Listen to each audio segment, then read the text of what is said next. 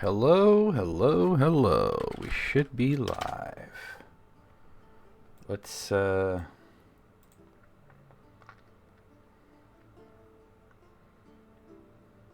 this going. Welcome to another stream, everybody. Happy Thursday night. We're going to be reading The Two Towers. Alright, I have the YouTube chat up and popping. Okay, very good. Okay.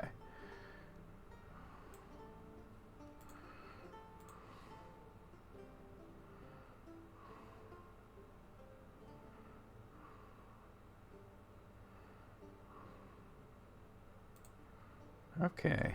Hey there, Chewy and Jonathan. How are you fellas doing today? Welcome in, gentlemen. Oh, I should text Laurel and let her know that I've gone live. The Two Towers. It seems like... You know, it's interesting because we got through The Hobbit relatively quickly. How many streams was The Hobbit? It was like 4, wasn't it? Let me check. I'll let you know exactly how many it was.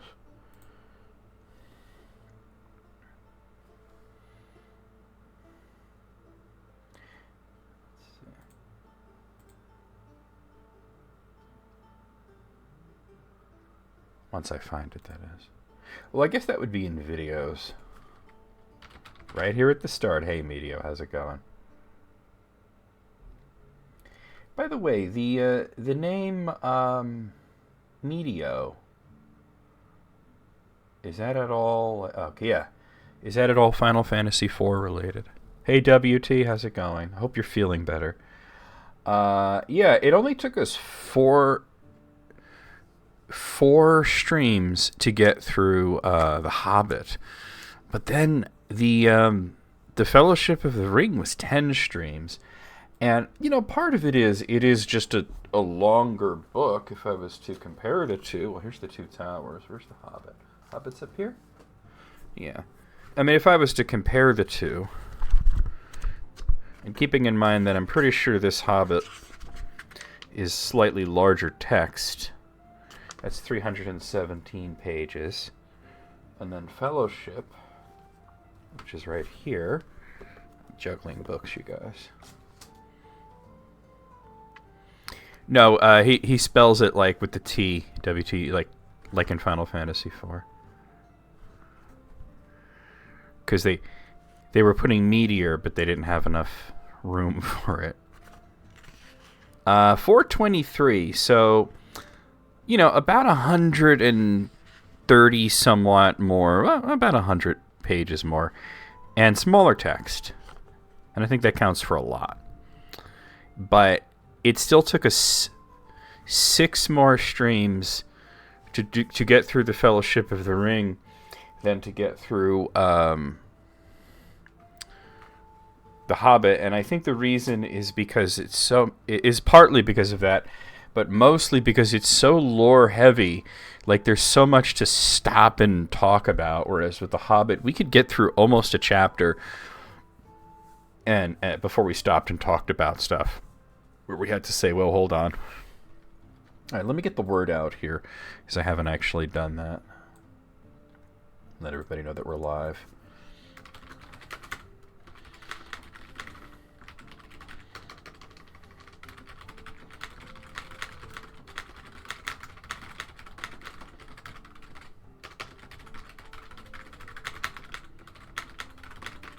I need the actual YouTube link. Here we go.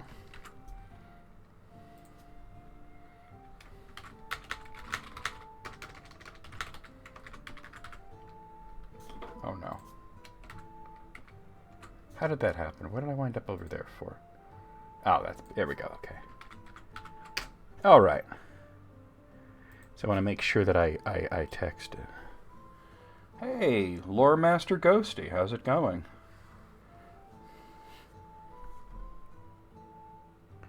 You've never been any of the live readings. You love your reading. Can't wait to listen. Oh, well, thank you for coming by. I'm happy that you're here. Let me just... I'm doing all of my, my internet prostitution here, just going to various places and saying, hey, I'm live.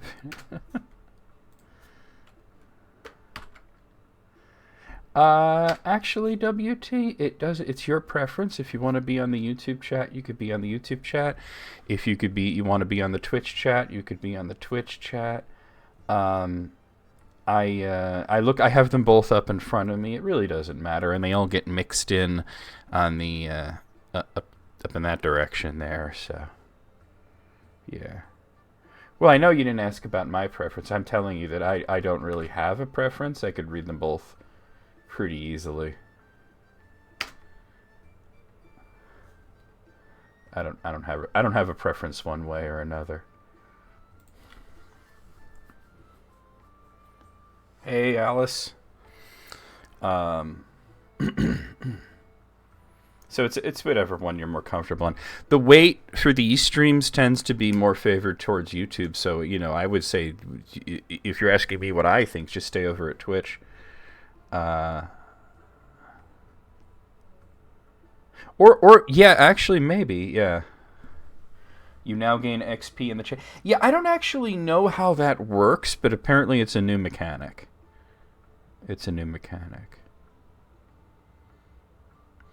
Oh, that's funny, Lormus. So you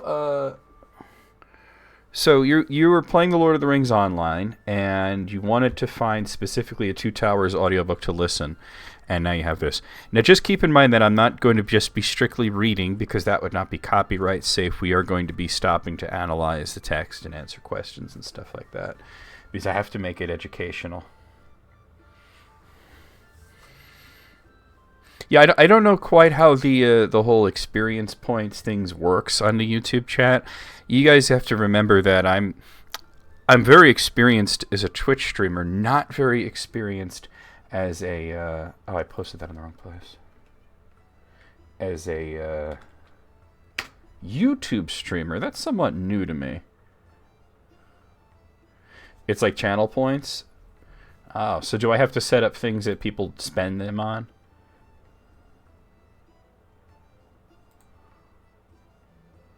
Oh, you can make polls and stuff like on Twitch. That's cool. All right. Yeah. That's cool. So, I don't know. The Two Towers is actually slightly shorter.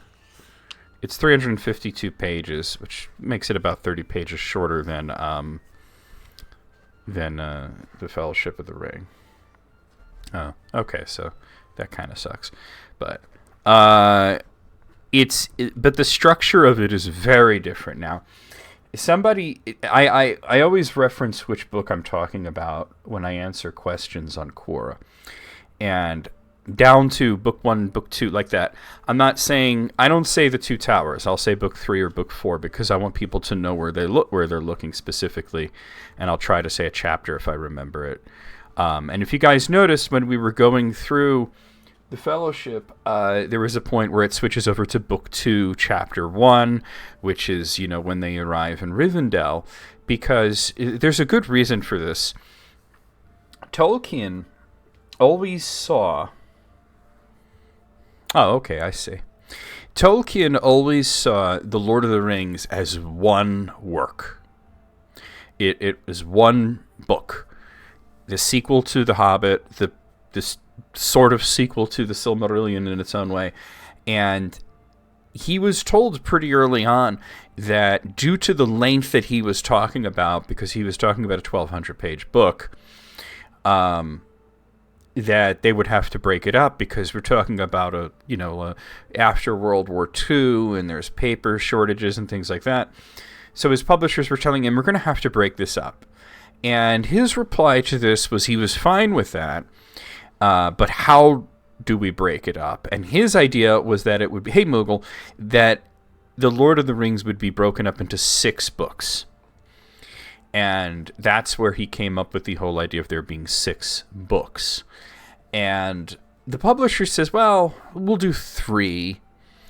So there's 2 books in each volume. Now, these days you can get The Lord of the Rings as one big, meaty book. And it's actually funny, I don't actually own The Lord of the Rings as a single volume.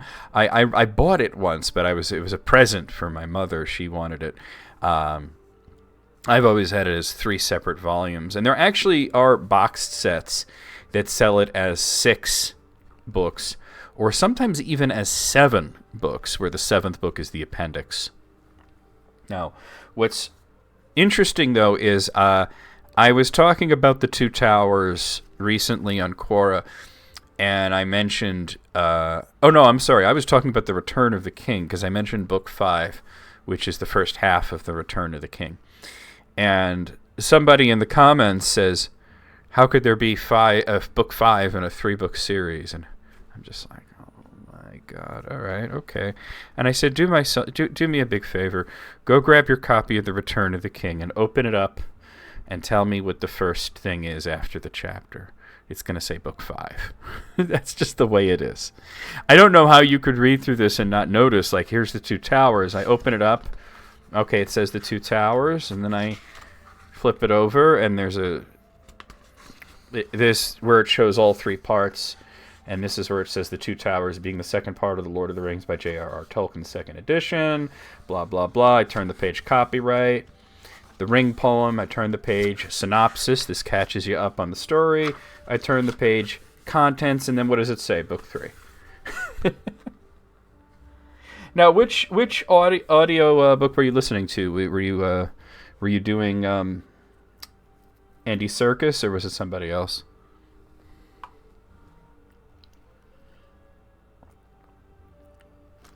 Oh yeah, The Hitchhiker's Guide to the Galaxy trilogy. Exactly. But yeah, people are somewhat obsessed with trilogies, I think. I think people think in 3s. I don't know. There must be some sort of psychological reason for it. But people think in trilogies. Whenever like a movie comes out and it does well, and then they get a second film, and then people are like, I can't wait for them to complete the trilogy. And I'm thinking, well, what makes you think it's a trilogy? To me, a trilogy is when you set out to make something in 3s. Like the Silmarils. There's 3 of them, right? Phil Dragash, very popular. Very popular. Very good choice. People have asked me several times what I prefer when it comes to audiobooks, and believe it or not, I don't have a preference because I don't listen to audiobooks, and it's not out of any sort of pretentiousness where I think it's not as good as reading it yourself, or you're not reading, you're just listening, because there's some people who think like that. It's just that I like to hear the voices in my own head the way that I want to hear them, and nobody is going to do it exactly the way that I like it, you know. So I think that if I'm hearing a voice, I'm concentrating too much on the way that they're saying things and not enough on what they're saying, you know. Now, this is interesting, a question that Chewy asks about titles for the individual books. And he actually did have titles for all of the individual books. Not specifically ones that were official in a way, but that he wanted each volume, because he did understand that there would be 3 volumes, to have 2 titles. And he didn't actually come up with any of the titles that were used. I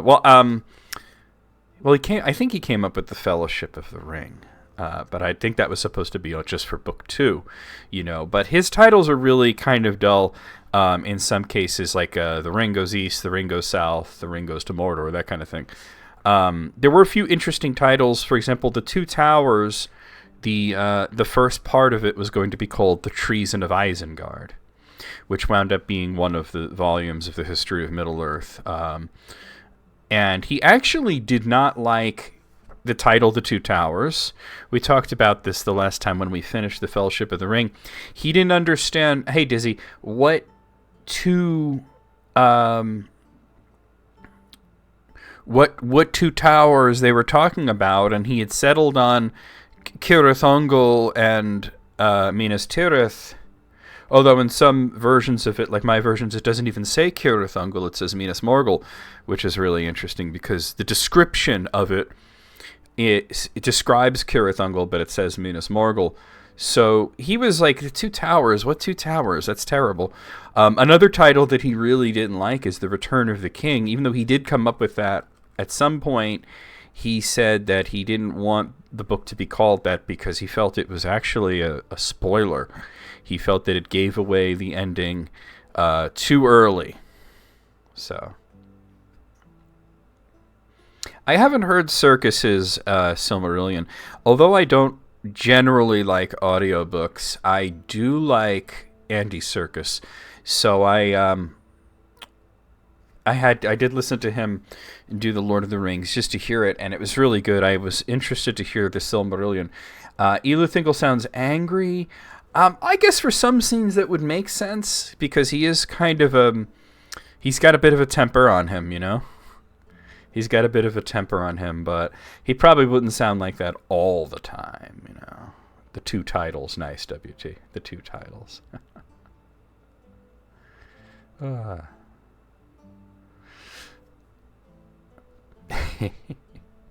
sorry, I'm laughing at Mowgli. He's quoting The Simpsons here. Bed goes up, bed goes down. Now, see, now here, you said that Lore Master Ghosty here. I'm just going to call you Ghosty, because if I say Lore Master, it sounds a little bit too much like Matt. Because Matt calls himself Lore Master. Has a preference for audiobooks because physically reading hurts your brain in a weird way. Yeah, I think all of our brains work differently. And for me, audiobooks are kind of rough. In a weird way that I can't explain. The best that I can say is that it just doesn't jive with the way that I want it to sound. Actually, I know of a way that I can explain it. Let me just text Laurel here before I forget. There we go. There we go. Okay. The best way to explain it is there was an old Seinfeld, actually, where George, the character played by Jason Alexander, got so used to audiobooks that it ruined him for reading. And they didn't even call them audiobooks because it was the 90s. They used to call them books on tape. And that's how old that show is, and that's how old I am. Books on tape. And he got so used to it, he thought it was so wonderful because the voice in the book was fantastic, you know, whereas the voice in his head is just his voice, which he didn't prefer to listen to. And so the problem is that he had to read a reference book for his job, and he couldn't get it as an audiobook because they don't make, or at least they used to not make, audio versions of reference books. But then he found out that he could get an audio version if he claimed to be blind. So he took an eye exam, purposely failed it, got marked as hearing impaired, visually impaired. He gets the thing where he can order this book. Funny, he kept his driver's license throughout all this. I think they probably would have taken that away from him. But it's a sitcom. It's silly. He gets the book on tape of the reference book that he was trying to read, and the voice on the tape was his voice. It was clearly Jason Alexander reading it out. Was Sauron the most powerful Maya? Is he only considered that because he's probably the most powerful Maya of Aula and the latter Morgoth? No, he's not the most powerful. I would say that he is the most skilled in magic and trickery, which are really two words for the same thing. That doesn't mean that he is the mightiest in arms and battle or capable of the most destruction, because those are like sort of two even separate things from each other. The most destructive would probably be Osse, and the most powerful in battle is definitely Eomer. Eomer is the chief of all the Maya, and he is the vanguard of Manwë himself. And him and his wife, Ilmara, are probably the two most powerful of the Maya. And as a Maya, he's also said to be the most proficient fighter in terms of using weapons in the world, and that would even include the Valar. He's better with weapons than they are. And sometimes I say that, and people have said, well, what about Tulkas? And I said, well, Tulkas, his weapons are his fists, So yes, he could probably, beat the living snot out of Eomer, but at the same time, if it came down to a sword fight, then Eomer was the greatest, And Tolkien was always very interested in that sort of thing, where he didn't really think in terms of power levels, but he did think in terms of different skill sets. And nobody could really match Sauron's skill set, because nobody was able to do it as good as he did. You see Saruman particularly being sort of a lesser version of him, trying to do the same sort of magic, as in making a ring, which is in this book, The Two Towers, that we're going to read today, trying to trick other people and being somewhat successful, but not nearly as so. And he certainly tried to trick Sauron, and that didn't work out at all for him, which we'll talk a lot more about that when we read Unfinished Tales. So, yeah, well, see, that's interesting. Losing to a mortal, you see, you can't apply what is known as a, I've just lost the phrase. It's a mathematical, help me out here, guys. Anybody who knows it, just say it in the chat. It's a phrase for a mathematical property, which is if A is greater than B, and if B is greater than C, then that means that A is greater than C. And it works perfectly for math. It doesn't work perfectly for literature. It's something like transitional or I can't think of the title, the name of it. I ate too much food today, and my brain is. I had all that sushi today. Is it transitive? Transitive property? That sounds right. I think that's it.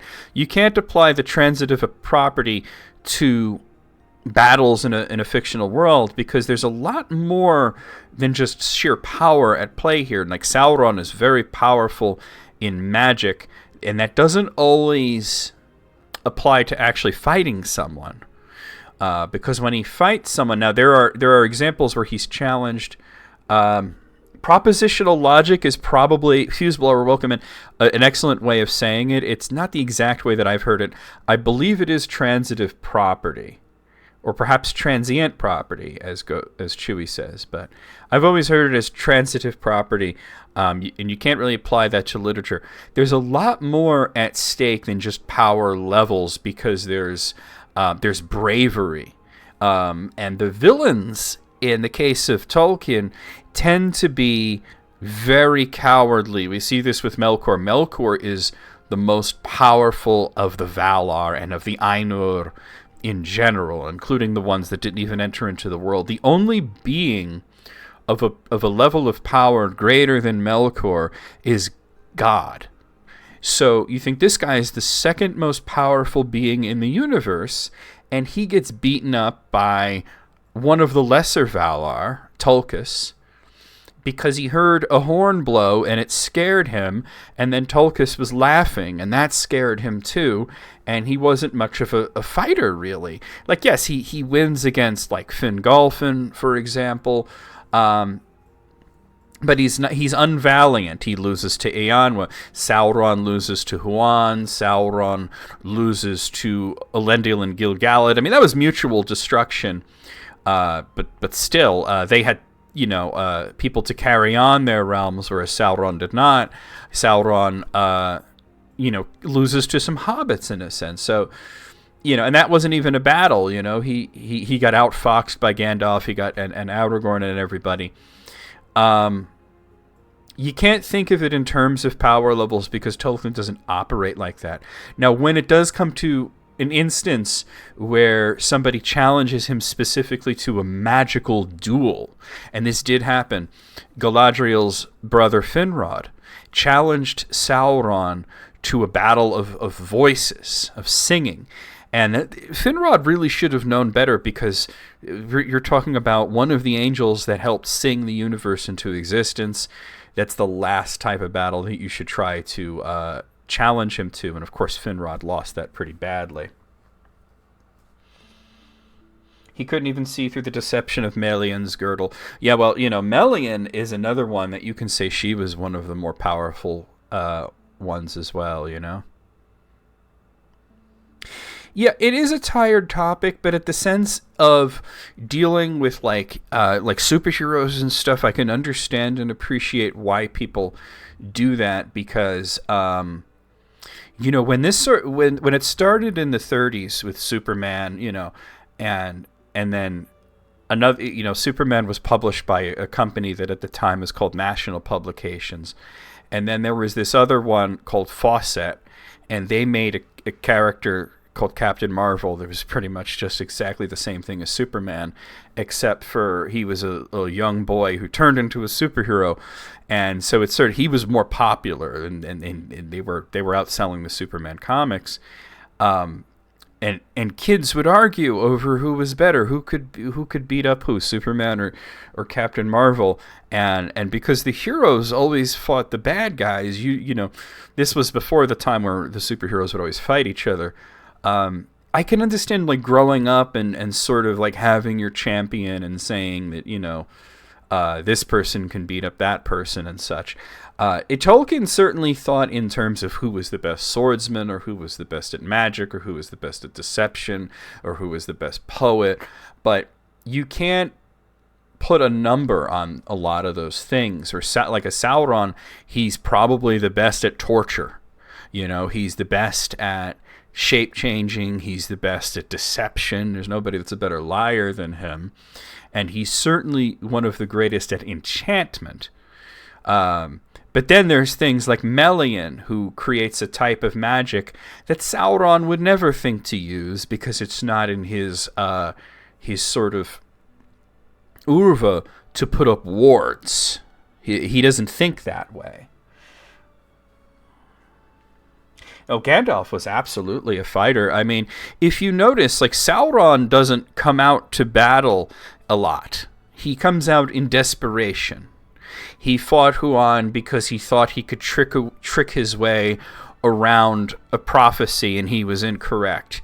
He fought Finrod because he knew he would win. He did not fight in the War of Wrath. He surrendered to Pharazôn. He did not fight in the War of the Ring, and he only came out at the end of the War of the Last Alliance because he was desperate. But Gandalf, if you notice it, he says he's in the Battle of the Five Armies. He didn't fight in Pelennor Fields, but he wanted to. He was dragged away by Pippin, The meat dimension, yes, of course. The meat. I like that, the meat dimension. Bed goes up, bed goes down. All right, guys, let's start the Two Towers. We've had excellent discussion already. Oh, well, that's interesting that you mentioned that, Ghosty, because at first, yes, when he was in the Undying... Let me answer this, because this is a really cool question. Was Gandalf afraid of Sauron? Gandalf was afraid of Sauron. But here's the thing. Gandalf learned to be brave. And people, I think they misunderstand the thought, what is bravery? And people think bravery is when you have no fear, or bravery is when you show no fear. And that's not really the truth. Bravery is when you feel a deep-seated fear, and then you overcome it. You do it anyway. And when the wizards were just, Maya, is hanging out in the Undying Lands, Manwë came up with this whole idea of the wizards, and the first two that volunteered for this were a guy named Tarandor and a guy named Alatar. And that's Saruman and one of the blue wizards. He became known as Morenitar the Blue. And they immediately signed up for this, and Alatar said, "Can I take my friend Polando with me?" And that's the other blue wizard. And so now we have three. And then Manwë says, "Where's Aloran?" And Aloran was out on a bit of a journey himself. He was a lot like Bilbo. He would wander off in the Undying Lands and just go exploring. He came back, and they said, "We need you to go to Middle-earth." And he's like, "Whoa, no, I'm not strong like that. I'm not that kind of guy. I'm scared of Sauron. He's a lot stronger than me." And Manwë says, "That's why you have to go." he learned to be brave. So yeah, he's afraid of Sauron, and he's actually not supposed to directly fight Sauron. That's not in his job description. But there are several points in the story where he's ready to go out in a blaze of glory, and he kind of does in the Fellowship of the Ring. When he fought the Balrog, he told everybody, this foe is beyond you. Only I can stop it. And he fought this thing for 11 days straight and died. And then was returned to the world directly by God and given new powers. And now we're probably not going to get to that part today, but he's practically invincible at that point in terms of beings in Middle Earth. But he still says black is mightier. He says, I'm Gandalf the White, but black is mightier. So it's interesting. Yes, he's afraid of Sauron. He's afraid of what Sauron's going to do to people that he cares about. He's afraid of what's going to become Middle-earth. He's afraid of this. He's afraid of that, Manwë usually gets it right. It's just that sometimes it takes him a long time to get to the point. And I think it's because of the way that the Valar view time. Time is still, even in the Third Age, kind of a new concept to them. They're from a place where time doesn't pass. So the concept of impatience and running out of time is sort of foreign to them. I think Aula gets it a little bit. I think Ulmo understands better than anybody. But a lot of them, they just don't get it. They're just like, okay, we're going to take some time to discuss our plan. Thousands of years pass and nothing has happened. Because that's just the way that they are. And that's why Feanor was so down on them, because he saw them sitting in a circle saying nothing and doing nothing for a really long time and thought, these guys aren't doing anything. He didn't understand that they're communicating telepathically. Anyway, guys, let me kill the music here, and we're going to go ahead and we're going to come over to here. We're going to read the Two Towers. So thank you for everyone for coming to the stream today. I am going to read the synopsis just because it has been, a little bit since we've read last and we finished the Fellowship of the Ring, and because the synopsis is interesting. So let's start with the synopsis. This is the second part of The Lord of the Rings. The first part, The Fellowship of the Ring, told of how Gandalf the Grey discovered that the ring possessed by Frodo the Hobbit was in fact the One Ring, ruler of all the rings of power. It recounted the flight of Frodo and his companions from the quiet shire of their home, pursued by the terror of the Black Riders of Mordor, until at last, with the aid of Aragorn the Ranger of Eriador, they came through desperate perils to the house of Elrond in Rivendell. There was held the great council of Elrond, at which it was decided to attempt the destruction of the ring, and Frodo was appointed the ring-bearer. The companions of the ring were then chosen, who were to aid him in this quest to come, if he could, to the Mountain of Fire in Mordor, the land of the enemy himself, where alone the ring could be unmade. In this fellowship are Aragorn and Boromir, son of the Lord of Gondor, representing men; Legolas, son of the Elven King of Mirkwood, for the elves; Gimli, son of Gloin, of the Lonely Mountain, for the dwarves; Frodo, with his servant Samwise, and his two young kinsmen, Meriadoc and Peregrine, for the hobbits, and Gandalf the Grey. The companions journeyed in secret far from Rivendell in the north, until, baffled in their attempt to cross the high pass of Carathras in winter, they were led by Gandalf through the hidden gate and entered the vast mines of Moria, seeking a way beneath the mountains. There Gandalf, in battle with the dreadful spirit of the underworld, fell into a dark abyss. But Aragorn, now revealed as the hidden heir of the ancient kings of the west, led the company on from the east gate of Moria through the elvish land of Lorien and down the great river Anduin, until they came to the falls of Rauros. Already they had become aware that their journey was watched by spies, and that the creature Gollum, who had once possessed the ring and still lusted for it, was following their trail. It now became necessary for them to decide whether they should turn east to Mordor, or should go on with Boromir to the aid of Minas Tirith, central city of Gondor in coming war, or should divide. When it became clear that the ring-bearer was resolved to continue his hopeless journey to the land of the enemy, Boromir attempted to seize the ring by force.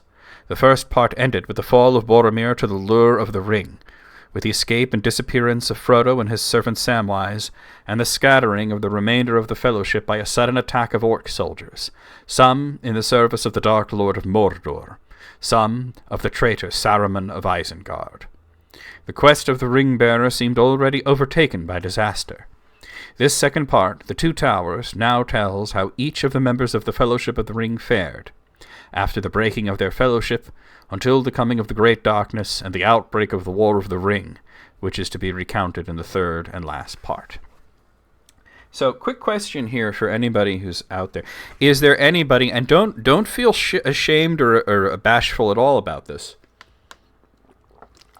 but is there anybody in the chat, whether it's YouTube or Twitch, who has not read The Lord of the Rings, has never read The Two Towers? I'm curious. And it's okay if you haven't. I'm not saying it's a bad thing. I'm just curious if anybody's maybe hearing this for the first time.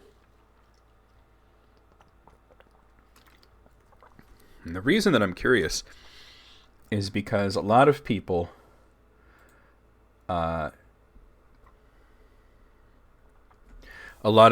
first became familiar with Tolkien's work through the Peter Jackson films, and he chose a very interesting way of adapting The Two Towers.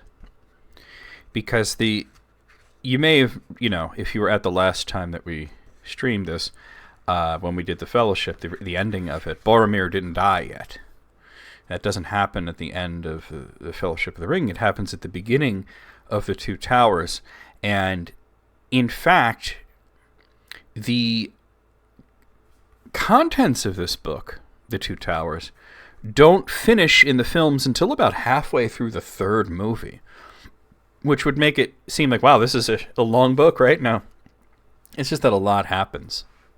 And it took a very interesting way of telling the story chronologically, where everything was shown in more or less the order that it happened.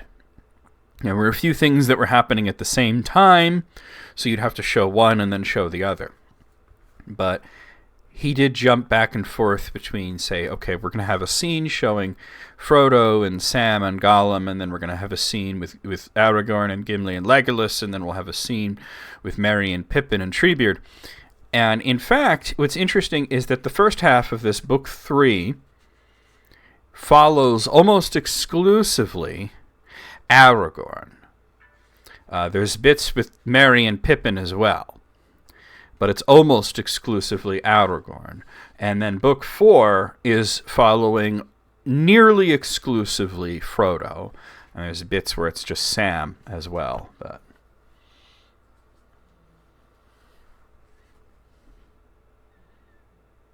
okay. Your dad read them to you as a child. Is that a fond memory? That sounds like it would be a fond memory. It sounds like it would really be a fond memory. My parents read to me when I was really little, and I think that's what got me reading early, because I was able to read right about when I was 4 years old, and I didn't find out until way later that that's sort of a little unusual, that you don't usually read that young, And I'm talking about, reading like entire books, not just like individual words or phrases, and I didn't know that other people were it's a bit later, and I attribute that to the fact that my parents read to me a lot, but then they stopped because I was wanting, so much that I just started reading everything on my own because I was devouring books at that age. Yeah. Wait, so you were a little bit like Christopher Tolkien, Ghosty. I don't know if you know this, so The Hobbit started as a bedtime story that J.R.R. Tolkien told to his children, and Christopher was really interesting because he started not only asking questions, but picking out all the little inconsistencies and everything, right? You were reading to your parents at 4. See, there you go, Jonathan. I was doing the same thing, And little Christopher was doing, last time you said Bilbo's door was blue, and this time you're saying it's green, so which is it, And Tolkien would storm out of the bedroom and go, "Confound the boy!" And he would get a pen and a paper, and he'd have to start writing things down, because he had a real knack for, he was really the first Tolkien scholar. He had a knack for, continuity, and he wanted to make sure that everything made sense, and he kept his father on his toes in a lot of ways with the questions and everything. And one day we're going to read his letters, and a lot of the letters that Tolkien sent were to his son Christopher. He had other sons as well too, and they were influential on the stories on their own. As a matter of fact, it was because of John Tolkien that we have Tom Bombadil as an interesting story about him trying to flush a doll down a toilet, But Christopher was constantly pestering his father with questions and critiques and everything, and that's why the stories are so good, because he had to make sure that his son was going to buy this. His original plan was Bilbo was going to kill the dragon somehow, and he couldn't come up with a way for Bilbo to kill the dragon that his son was not going to tear to shreds. So that's why he didn't do that. Mr. Bliss and His Car. If you ever want to read a really fun children's book, Tolkien wrote a book called Mr. Bliss about a little man and his car. It's clearly based on himself. All right, here we go. Book 3, Chapter 1, The Departure of Boromir. Aragorn sped up on the hill. Every now and again he bent to the ground. Hobbits go light, and their footprints are not easy, even for a ranger to read. But not far from the top a spring crossed the path, and in the wet earth he saw what he was seeking. I read the signs aright, he said to himself. Frodo ran to the hilltop. I wonder what he saw there. But he returned by the same way and went down the hill again. Aragorn hesitated. He desired to go to the high seat himself, hoping to see there something that would guide him in his perplexities. But time was passing. Suddenly he leaped forward and ran to the summit, across the great flagstones and up the steps. There, sitting in the high seat, he looked out. But the sun seemed darkened and the world dim and remote. He turned from the north back again to the north, and saw nothing save the distant hills, until it was that far away that he could see again a great bird like an eagle high in the air, descending slowly in wide circles down towards the earth. Now, I just want to point out that phrase seems kind of interesting, that he turned from the north back to the north, and that's Tolkien's way of saying that he went all the way around in 360 degrees. Moogle, could you ban that guy in the Twitch chat, please? Christopher's grandson Nicholas is now a playwright. That's interesting. His son Simon also writes detective novels, which is interesting. I haven't read them though, but yeah, they do exist. Let's see. Even as he gazed, his quick ears caught sounds in the woodlands below, on the west side of the river. He stiffened. They were cries, and among them, to his horror, he could distinguish the harsh voices of orcs. Then suddenly, with a deep-throated call, a great horn blew, and the blasts of it smote the hills, and echoed in the hollows, rising in a mighty shout above the roaring of the falls. "The horn of Boromir!" he cried. "He is in need." He sprang down the steps and away, leaping down the path. "Alas, an ill fate is on me this day, and all that I do goes amiss. Where is Sam?" As he ran, the cries came louder, but fainter now, and desperately the horn was blowing. Fierce and shrill rose the yells of the orcs, and suddenly the horn calls ceased. Aragorn raced down the last slope, but before he could reach the hill's foot, the sounds died away, and as he turned to the left, he ran towards them. They retreated, until at last he could hear them no more. Drawing his bright sword and crying, "Elendil! Elendil!" he crashed through the trees. A mile, maybe, from Parth Galen, in a little glade not far from the lake, he found Boromir. He was sitting with his back to a great tree, as if he were resting. But Aragorn saw now that he was pierced with many black-feathered arrows. His sword was still in his hand, but it was broken near the hilts. His horn, cloven in two, was at his side. Many orcs lay slain, piled all about him and at his feet. Hold on one moment. Simon is Christopher's son, is what I was saying. Oh, you're saying that's Nicholas's father. I don't actually know how many children Christopher had. I know Simon was his eldest. Here, I think Moogle stepped away. Let me get rid of this bot account on the Twitch chat. All right, that's gone. There we go. We don't. They come in and they post these links, and the links themselves are rather dangerous. We don't want to deal with that. Aragorn knelt beside him. Boromir opened his eyes and strove to speak. At last, slow words came. I tried to take the ring from Frodo, he said. I am sorry. I have paid.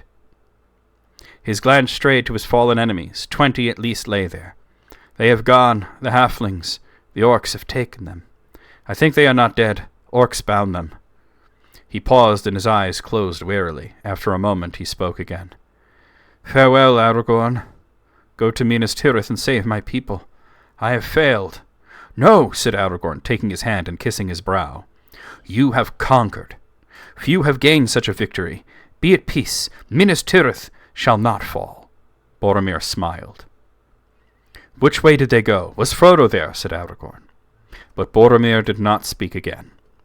Alas, said Aragorn, thus passes the heir of Denethor, lord of the Tower of Guard. This is a bitter end. Now the company is in ruin. It is I that have failed. Vain was Gandalf's trust in me. What shall I do now? Boromir has laid it on me to go to Minas Tirith, and my heart desires it. But where are the ring and the bearer? How shall I find them and save the quest from disaster?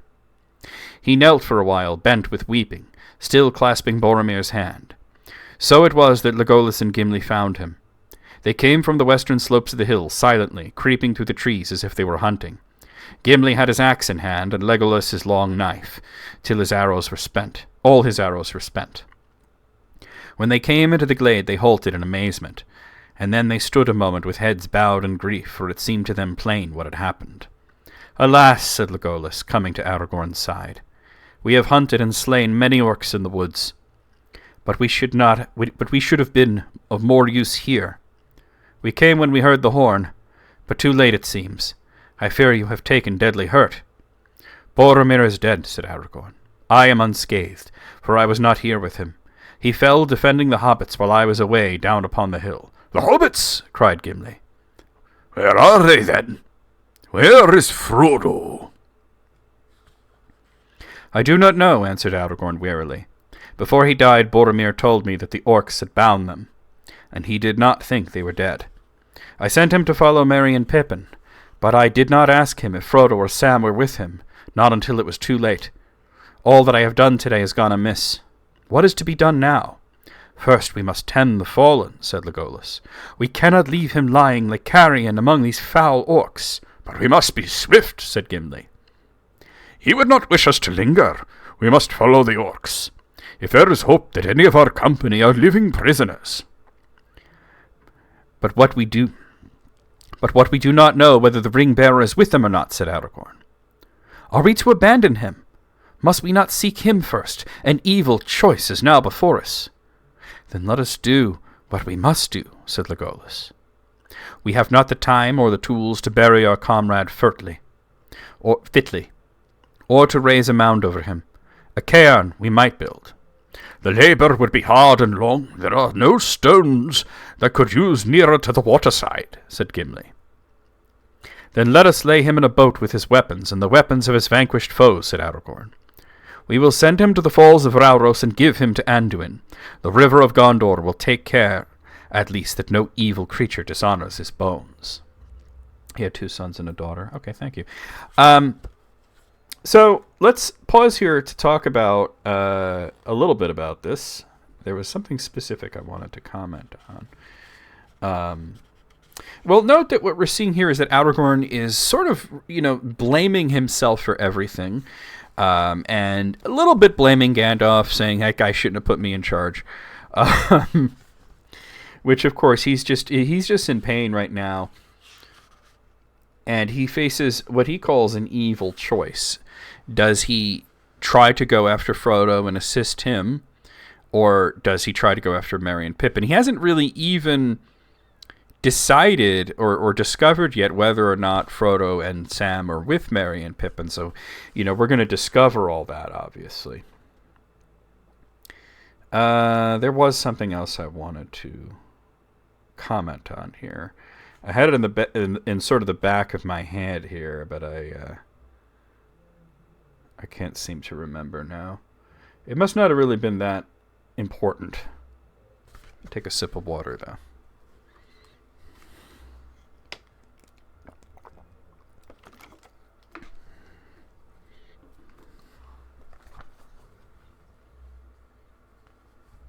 Oh, hey, Deborah. Welcome in. You set your alarm for this. Okay, that's great. I mean, we're only on the second page of chapter 1 here, so you haven't missed much. Well, I guess really the third page. So they've decided that they're going to give Boromir a funeral, at river funeral sort of thing, which is a thing that some cultures do, where they would pile up all the weapons of the enemies that you slew in life into your funeral boat. You see this in Beowulf. I've said many times that Tolkien was incredibly enamored with Beowulf. And we see a lot of it in The Two Towers, actually. There's a scene coming up that Sid said, oh, that's directly from chapter 1 of Beowulf, where Aragorn and Gandalf and Gimli and Legolas are coming into Theoden's hall. We're going to get to that before. Not super, super long. There was something lore-wise that I wanted to comment on, but it seems to have flown out of my head. Oh, here it is. Okay. Thus passes the heir of Denethor, Lord of the Tower of Guard. Now, you might wonder, what is the Tower of Guard? The Tower of Guard is the literal translation of Minas Tirith. Minas means tower. Tir is a verb in Sindarin Elvish that means to guard. So Minas Tirith is the Tower of Guard. And there were two towers. It's not the titular two towers of the book, The Two Towers, because Tolkien, as I mentioned earlier, was very confused about that. I'm gonna address what you said, Frankie, because there's something else about that I want to talk about Aragorn that I was discussing with my friend Laurel earlier. There were these two towers that were built by Elendil's people. And there was Minas Anor and Minas Ithil. And if you notice, they're sort of named after his sons, Anor as in Anarion, and Ithil as in Isildur. And the S sound and the TH sound are considered kind of the same thing in Elvish grammatically. There was the whole shibboleth of Feanor, where he preferred the TH sound over the S sound because he didn't like the way that one of his mother's names sounded in the new grammar, so he preferred to go back to the old grammar, and it was a whole thing. And that's why in Sindarin they prefer these TH sounds, but then you still get Quenya sounding names like Isildur instead of Ithildur. But they're also the Tower of the Sun and the Tower of the Moon, because Anor is the sun. We talked about this when Gandalf fought the Balrog. I'm a wielder of the flame of Anor, meaning the sun. And Ithil is the moon. Which we talked about quite a lot when Frodo sang that song in the Prancing Pony about the moon and everything, the cat jumping over the moon, the man in the moon, which we know is that's a real nursery rhyme that children, the real world sing, but also refers to the Maya Tilion, who is the one that carries the flower of Telperion through the sky, which the elves call the moon, Ithil or Isil. So the Tower of Guard is Minas Tirith, because what happened was Minas Ithil got taken over by the enemy, and obviously they stopped referring to it as Isildur City. They stopped referring to it as Minas Ithil. They started calling it Minas Morgul. And Morgul is, you could break it down to black magic. So it's basically the Tower of Sorcery. And then we have Minas Tirith as the Tower of Guard, because it's sort of the last bastion of defense that Gondor has against the enemy. They had Osgiliath, But Osgiliath is overtaken. That's overrun. That's done with. And now the seat of the kings and the seat of the steward and everything was moved to Minas Tirith, which is more naturally fortified. It's almost completely surrounded by a mountain. It's got high walls. They're made of mithril. It's a whole, thing. All right, let's continue onwards now. Oh, actually, no, wait. I wanted to address what Frankie Dog Case here said. So people say Aragorn is too good right from the start, but he has literally doubted himself every turn thus far. Yeah, he is full of doubt, but he's different from movie Aragorn in the sense that, movie Aragorn didn't even want to be king. They had the whole thing of he strayed from that path long ago. Whereas this guy, he I don't want to be crude, but he's been dating the same lady for 60 years. And he really, really wants to move that relationship to the next level. So he's not going to be able to do that until he's the king. So he's very eager to be the king. Sun and moon are also the symbols for the two sons of Elendil. And you came in right after I said all that, but how's it going? Lord Amubis? Amubis? Am I saying it right? Welcome in. Yes. And that is true. Like we talked about the sword having the sun and the moon and how that represents Isildur and Anarion. And also not just Isildur and Anarion, but Gondor and Arnor. Yeah, okay, so, to address what Ghosty said about George R.R. Martin and saying that Jaime would win in a fight against Aragorn, if George R.R. Martin was writing the story, then that's what would happen. Because if he wants to create a character who's a one-armed swordsman and say that he's, like, his entire characterization is that he's a better swordsman than Aragorn, then that's his prerogative. I don't really like his books, but, oh, man.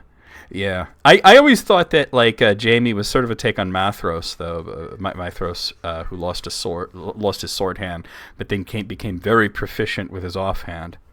All right, now let's continue on. Quickly they searched the bodies of the orcs, gathering their swords and cloven helms and shields into a heap. "See," cried Aragorn, "here we find tokens." He picked out from the pile of grim weapons 2 knives, leaf-bladed, damasked in gold and red, and searching forward he found also the sheaths black, set with small red gems. "No orc tools these," he said. "They were borne by the hobbits. Doubtless the orcs despoiled them, but feared to keep the knives, knowing them for what they are, work of Westerness, wound about with spells for the bane of Mordor. Well, now, if they still live, our friends are weaponless. I will take these things, hoping against hope to give them back."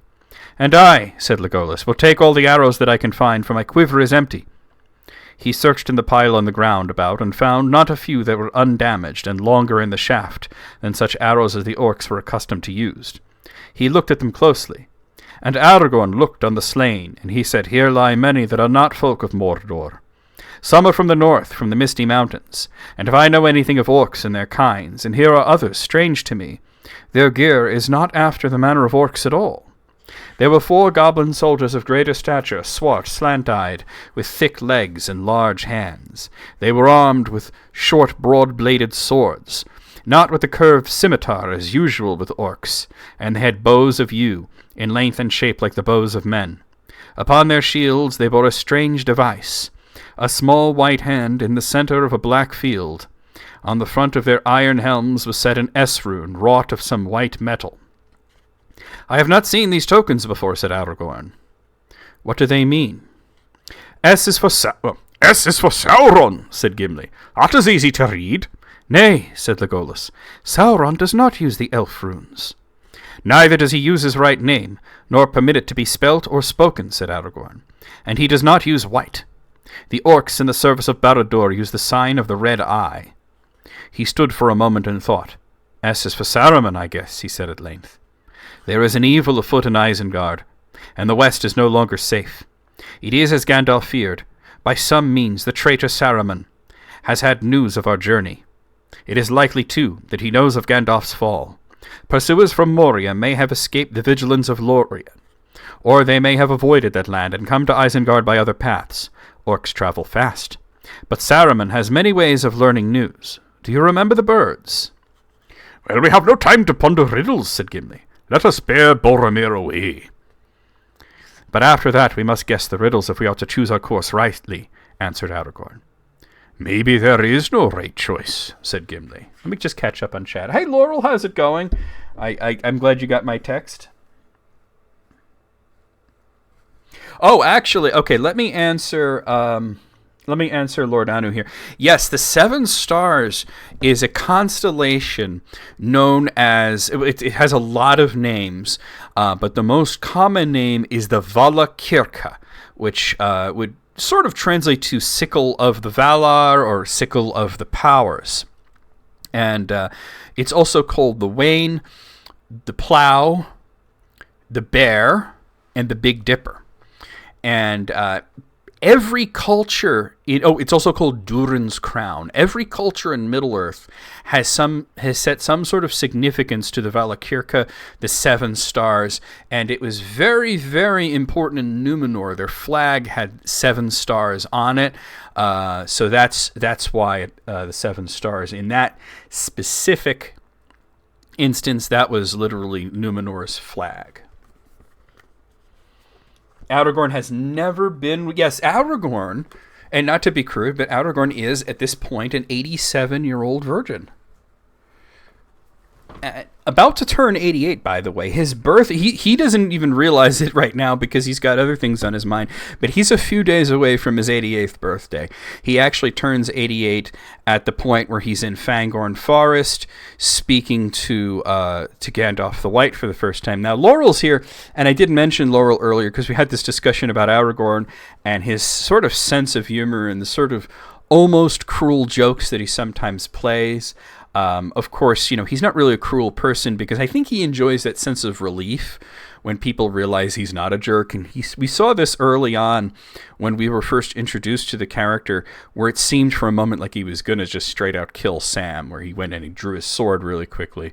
And I was like, if I wanted to kill you, I would have done it now. And he whips out his sword and then it's broken. And he's like, yeah, Sam, it's not much use, is it? That's the sort of joke that he prefers. He plays a joke on Merry. He plays a joke on Baragond. I think he likes it where people are kind of a little afraid of him, and then they're like, oh, he's a decent guy. It's okay. He's into older women. Yes, he likes them in the 3,000 to 4,000 year range, somewhere around there, Well, actually, what's interesting is that when he first met Arwen, he thought that she was a young woman. And it wasn't until he looked into her eyes that he saw the wisdom of the Eldar and realized, oh, she's a lot older than I am, But he was very, very into her right away because, really, who wouldn't be? Eomer was also very taken with Arwen, or at least will be when he meets her in Book 6. And actually has one of my favorite conversations in the entirety of The Lord of the Rings is a very funny conversation between Eomer and Gimli about which women are the hottest women in all of Middle-earth. When we get to that, I'm going to have some fun with that. All right, let's continue onwards here. Was Arwen also... Yes, absolutely. So in the laws and customs of the Eldar... if an elf ever engages in a physical relationship, we'll say, I have to keep it clean for YouTube, obviously, in a physical relationship with somebody, that act in and of itself is then considered the marriage ceremony. So, boom, you're married. So, by the fact that Arwen is single, she has never engaged in any sort of physical intimacy. And it's not that uncommon for that to happen in the Third Age. It used to be, back in the First Age, elves were usually around 100 to 200 years old when they would have their first love, and they would get married and start having children. But a lot of bad things happened, and they don't like to have children during times of war. They don't like to have children during times of strife. And it became much less common for elves to have big families. In the First Age, it was common for elves to have 4 children. Feanor had 7, all boys. Probably why he turned out the way he did. And then you look at the Third Age, Galadriel has 1 daughter, So it's interesting the way it works out. And Galadriel didn't have her daughter until she was like 8,000 years old. So there you have it, Okay, well, I guess she was more about 6,000 to 7,000 years old when she bore Celebrian. Taking his axe, the dwarf now cut several branches.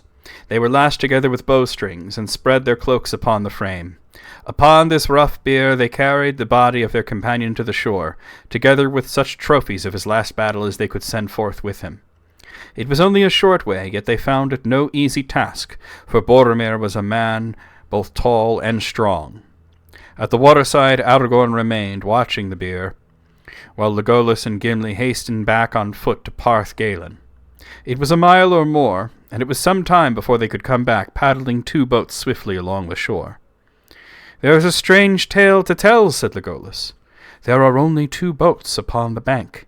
We could find no trace of the other." "Have the orcs been there?" asked Aragorn. "We saw no signs of them," answered Gimli. "And orcs would have taken or destroyed all the boats, and the baggage as well." "I will look at the ground when we come there," said Aragorn. Now they laid Boromir in the middle of the boat that was to bear him away. The grey hood and elven cloak they folded and placed beneath his head. They combed his long dark hair and arrayed it upon his shoulders. The golden belt of Lorien gleamed about his waist. His helm they set beside him, and across his lap they laid the cloven horn and the hilts and shards of his sword. Beneath his feet they put the swords of his enemies. Then, fastening to the prow of the stern of the other boat, they drew him out into the water. They rowed sadly along the shore, and turning into the swift-running channel, they passed the green sward of Parth Galen. The steep sides of Tol Brandir were glowing. It was now mid-afternoon. As they went south, the fume of Rauros rose and shimmered before them, a haze of gold. The rush and thunder of the falls shook the windless air. Sorrowfully, they cast loose the funeral boat. There Boromir lay, restful, peaceful, gliding upon the bosom of the floating water. The stream took him, while they held their own boat back with their paddles. He floated by them, and slowly his boat departed, waning to a dark spot against the golden light, and then suddenly it vanished. Rauros roared on, unchanging. The river had taken Boromir, son of Denethor, and he was not seen again in Minas Tirith, standing as he used to stand upon the White Tower in the morning. But in Gondor, in after days, it was said that the elven boat rode the falls and the foaming pool and bore him down through Osgiliath, and past the many mouths of Anduin out into the great sea at night under the stars. Yep. Tolkien was a big believer in one true love. I want to talk about this very briefly, Medio. He really believed this, and it was because of the love that he held for his own wife, Edith. And she was a lot like, his elf in a way. She was a bit older than him, not to the extent that Arwen is older than Aragorn, of course, but he met her when he was about 17 years old, and she was already in her 20s, I believe. I think she was 21 or 22 years old at the time when they first met. And they were actually sort of forbidden to be together at first because Tolkien, he had this mentor who was a priest who told him that he should not date until he was 21 years old.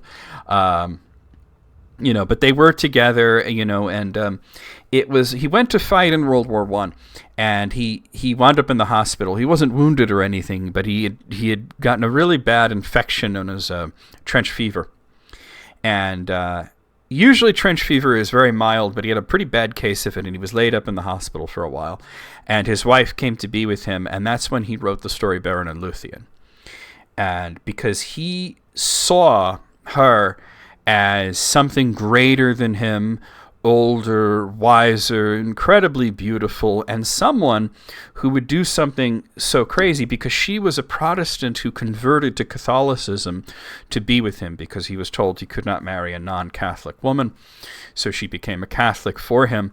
And he thought to himself, if she is giving up her religion for me, that's sort of like having immortality and giving it up to be with a mortal. And that's where he came up with the whole idea of the Lay of Luthien, which he later called Beren and Luthien. And so he came up with the idea of himself as Beren and his wife being Luthien.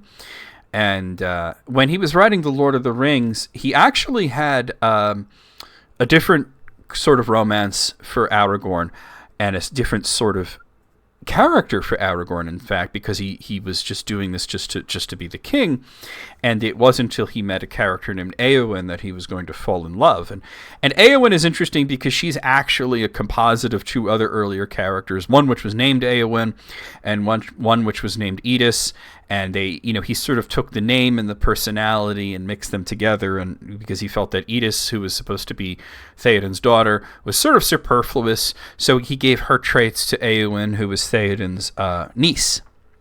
But he decided that Aragorn's a lot like Beren, and if he's to be like the Third Age equivalent of Beren, he needs a Luthien. And that's why he created the character of Arwen, and that's actually why you don't see a lot of Arwen in the actual story. She was added really, really late. So he had to kind of sneak her in, and we don't get a lot of characterization for her now. In The Return of the King, I'm not going to grab it. In The Return of the King, in the appendix, there is the romance story, the tale of Aragorn and Arwen, which is sort of like a deleted scene from The Lord of the Rings, Actually, what they're saying is that they hold it in legend that they saw it pass through. Keep in mind, they said that it passed through Osgiliath. There's nobody actually there in Osgiliath. Osgiliath is overtaken by the enemy.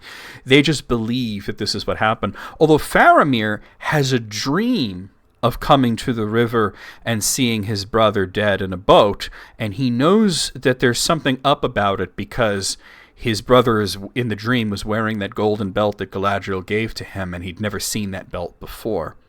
So they say that we can't dream things we haven't seen, right? So if you dream something you haven't seen, it's a vision. So much better at tracking than Legolas. I mean, elven eyes. Well, actually, so the whole idea of the elven eyes from the movie is sort of made up. It's sort of made up. The elves don't have, like, Superman vision. The tracking is all really done by Aragorn. Elvish eyes are more attuned to spiritual things than human eyes, but physically they're the same as us. They don't really see further than we do. So that's something that the movie's sort of made up. Because Legolas, you might notice he's not really a big character in the books. He barely had two things to say in the Fellowship of the Ring. We're going to get to hear more of him in this book because it follows him so much more. But he doesn't do a whole lot. He's the least important part of the Fellowship of the Ring, in a sense. And out of all the surviving members of the Fellowship of the Ring, even Tolkien said that he accomplished the least in his later years, and that's including, like, Merry and Pippin did more than he did. So for the films to make Legolas sort of a bigger deal, they made him a bit more of a superhero. He did shoot the fell beast, but he was shooting into fog. He didn't actually see it because he said, "I hit something. I'm not sure what it is." He didn't see it. He just heard something and shot an arrow in that direction. And we can say whether you believe that it's luck or the will of the Valar, he hit the fell beast and stopped whichever Nazgul that was from crossing the river or even from spying on them successfully. Because remember, he was shooting into a dense fog. He couldn't see through it. He just was shooting at something that he heard flapping around. All right, let's continue. For a while the three companions remained silent, gazing after him. Then Aragorn spoke. "They will look for him from the White Tower," he said, "but he will not return from the mountain or from sea." Then slowly he began to sing. "Though Rohan over fen and field, where the long grass glows, the west wind comes walking, and about the walls it goes. What news from the west, O wandering wind, you bring to me tonight? Have you seen Boromir the Tall by moon or by starlight? I saw him ride over 7 streams, over waters wide and grey. I saw him walk in empty lands until he passed away. Into the shadows of the north I saw him there no more. The north wind may have heard the horn of the son of Denethor. O Boromir, from the high walls westward I looked afar, but you came not from the empty lands where no men are." Just to answer you, it's because they found the horn he had the horn. They didn't find Boromir's body, but the horn. Remember, he went off a waterfall, so the horn probably went flying. The horn washed up on shore because what happened was Faramir went to that spot that he saw in the dream, and he found the 2 pieces of the horn, and he brought it to his father. Then Legolas sang. From the mouths of the sea, the south wind flies from the sandhills and the stones. The wailing of the gulls it bears, and at the gates it moans. What news from the south, O sighing wind, do you bring to me at eve? Where now is Boromir the fair? He tarries, and I grieve. Ask not of me where he doth dwell. So many bones there lie, on the white shores and the dark shores, under the stormy sky. So many have passed down Anduin to find the flowing sea. Ask of the north wind news, of them the north wind sends to me. O Boromir, beyond the gate the seaward road runs south. But you came not with the wailing gulls from the grey sea's mouth. Now there's another verse that Aragorn sings, but I want to note that Legolas here is focusing a lot on gulls.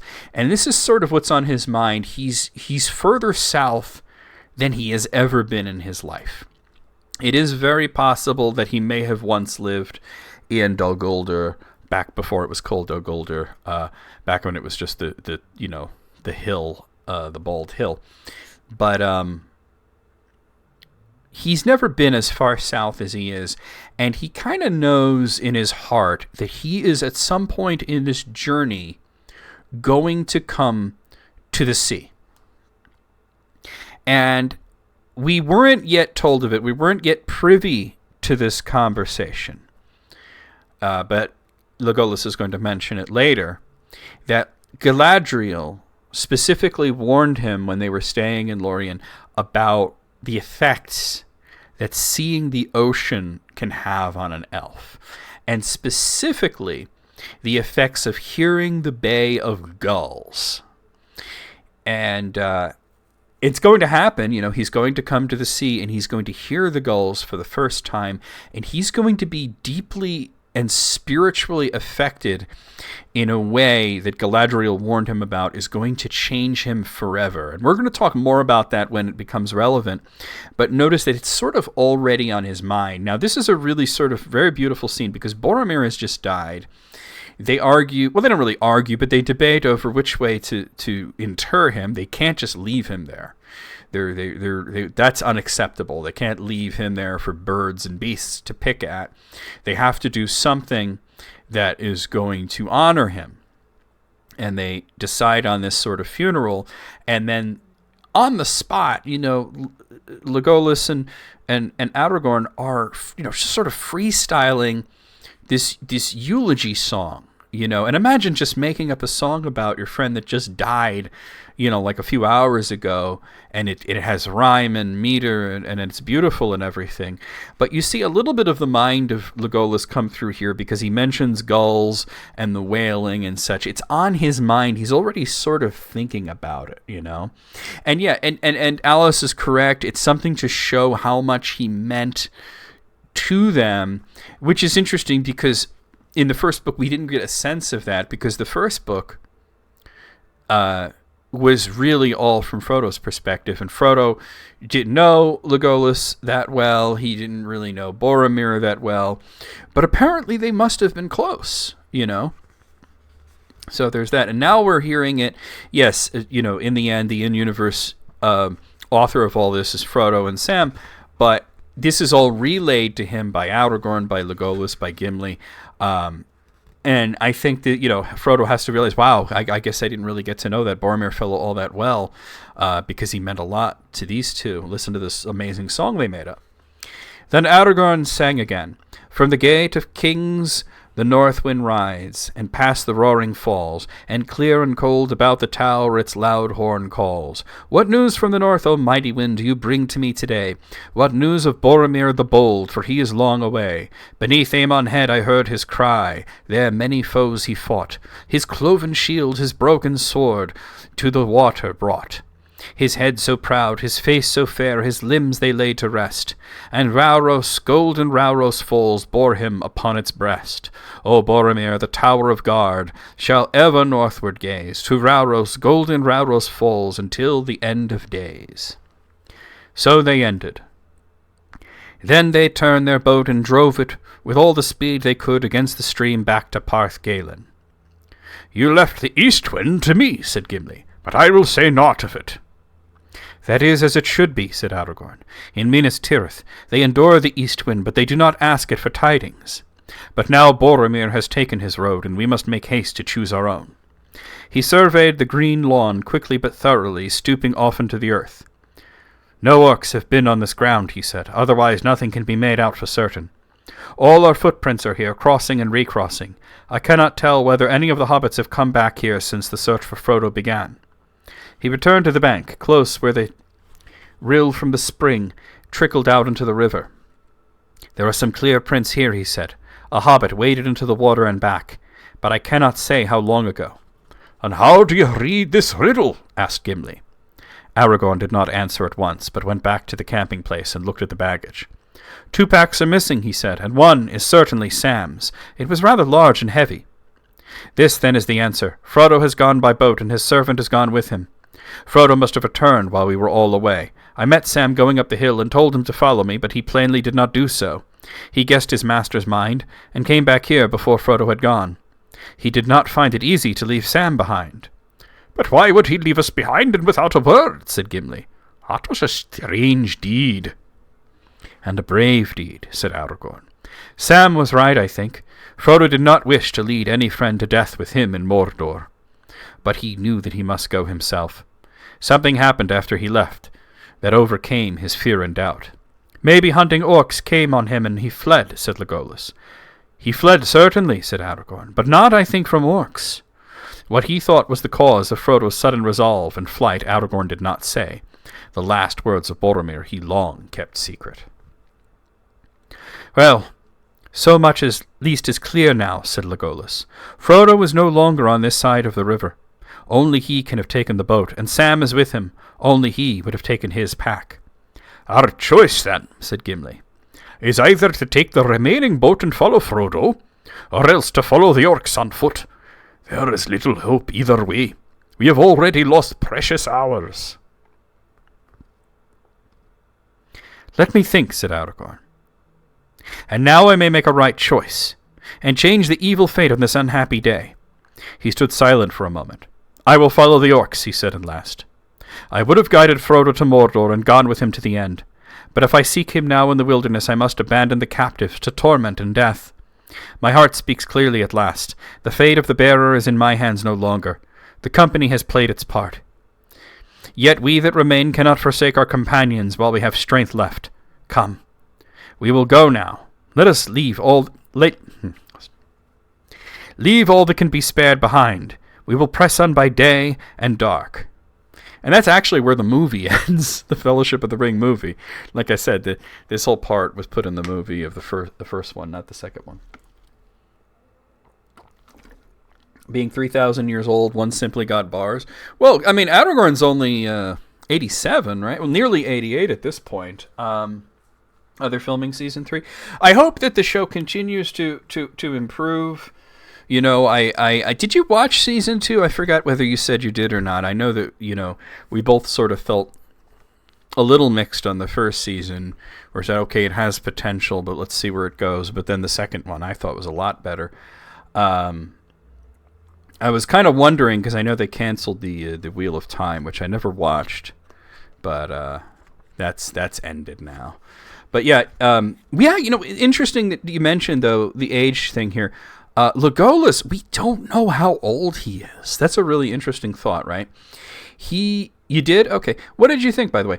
He could be anywhere from about 100 years old to, you know, probably around 3,000 years old. I tend to put Legolas in the same general age range that Elrond's children are. If not Arwen, then maybe her brothers. I think that he was born sometime either very late in the Second Age or very early in the Third Age. And that's what I prefer. I prefer to think that Legolas was probably born early in the Third Age. And the reason is because of sort of the trauma that Thranduil would have had in Mordor and becoming king in such a, horrific way. I think that he would have thought maybe it's the time to have a family, But there's so little that we know about Legolas. We don't know his mother's name. We don't know when he was born or how old he is. We don't know if he was ever married or if he ever had children himself. He's sort of it was a big improvement. Did you recognize the fellow that played Círdan, that was the guy who was Santiago in Interview with the Vampire? I didn't recognize him at first, but there you go. Is Legolas a descendant of Thingol? I believe that he is related to Thingol, Walter White. It's so funny to say that name. I am the one who knocks upon the doors of Moria. I believe he's related to. I don't think he's a direct descendant. I think a distant cousin sort of thing. Because I believe... And this is what I believe, is that Thranduil's father was somewhat related to Thingol. And he might have been like a cousin or a nephew or that sort of thing, Oh, you recognized him? I didn't realize it right away, But I feel like... Walter. Put it away, Walter. All right, let's not get too into the memes here. I'm a big fan of Breaking Bad as well. All right, let's continue onwards here. Let's see. They drew up the last boat and carried it to the trees. They laid beneath it such of their goods as they did not need and could not carry away. Then they left Parthgalen. The afternoon was fading as they came back to the glade where Boromir had fallen. They then picked up the trail of the orcs. It needed little skill to find. No other folk make such a trampling, said Legolas. It seems their delight to slash and beat down growing things that are not even in their way. But they will go with great speed for all that, said Aragorn, and they do not tire. And later we may have to search for our path in hard, bare lands. Well, after them, said Gimli. Dwarves, too, can go swiftly, and they do not tire sooner than orcs. But it will be a long chase. They have a long start. Yes, said Aragorn. We shall all need the endurance of dwarves, but come, with hope or without hope, we will follow the trail of our enemies, and woe to them if we prove the swifter. We will make such a chase as shall be accounted a marvel among the three kindreds, elves, dwarves, and men. Forth the three hunters! Like a deer he sprang away. Through the trees he sped, on and on he led them, tireless and swift, now that his mind was at last made up. The woods about the lake they left behind, long slopes they climbed, dark, hard-edged, against the sky, already red with sunset. Dusk came. They passed away, grey shadows in a stony land. And that's the end of the first chapter of The Two Towers here. So we're going to move on to the second chapter. I already sort of talked about everything I want to talk about here. Chapter 2, The Riders of Rohan. Dusk deepened. Mist lay behind them among the trees below and brooded on the pale margins of the Anduin. But the sky was clear. Stars came out. The waxing moon was riding in the west, and the shadows of the rocks were black. They had come to the feet of stony hills, and their pace was slower, for the trail was no longer easy to follow. Here the highlands of the Emyn Muil ran from north to south in two long, tumbled ridges. The western side of each ridge was steep and difficult, but the eastward slopes were gentler, furrowed with many gullies and narrow ravines. All night the three companions scrambled in this bony land, climbing to the crest of the first and tallest ridge, and then down again to the darkness of a deep, winding valley on the other side. There, in the still, cool hour before dawn, they rested for a brief space.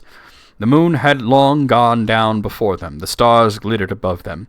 The first light of day had not yet come over the dark hills behind. For the moment Aragorn was at a loss. The orc trail had descended into the valley, but there it had vanished. "Which way would they turn, do you think?" said Legolas. "Northward, to take a straighter road to Isengard, or Fangorn, if that is their aim as you guess, or southward to strike the Entwash?"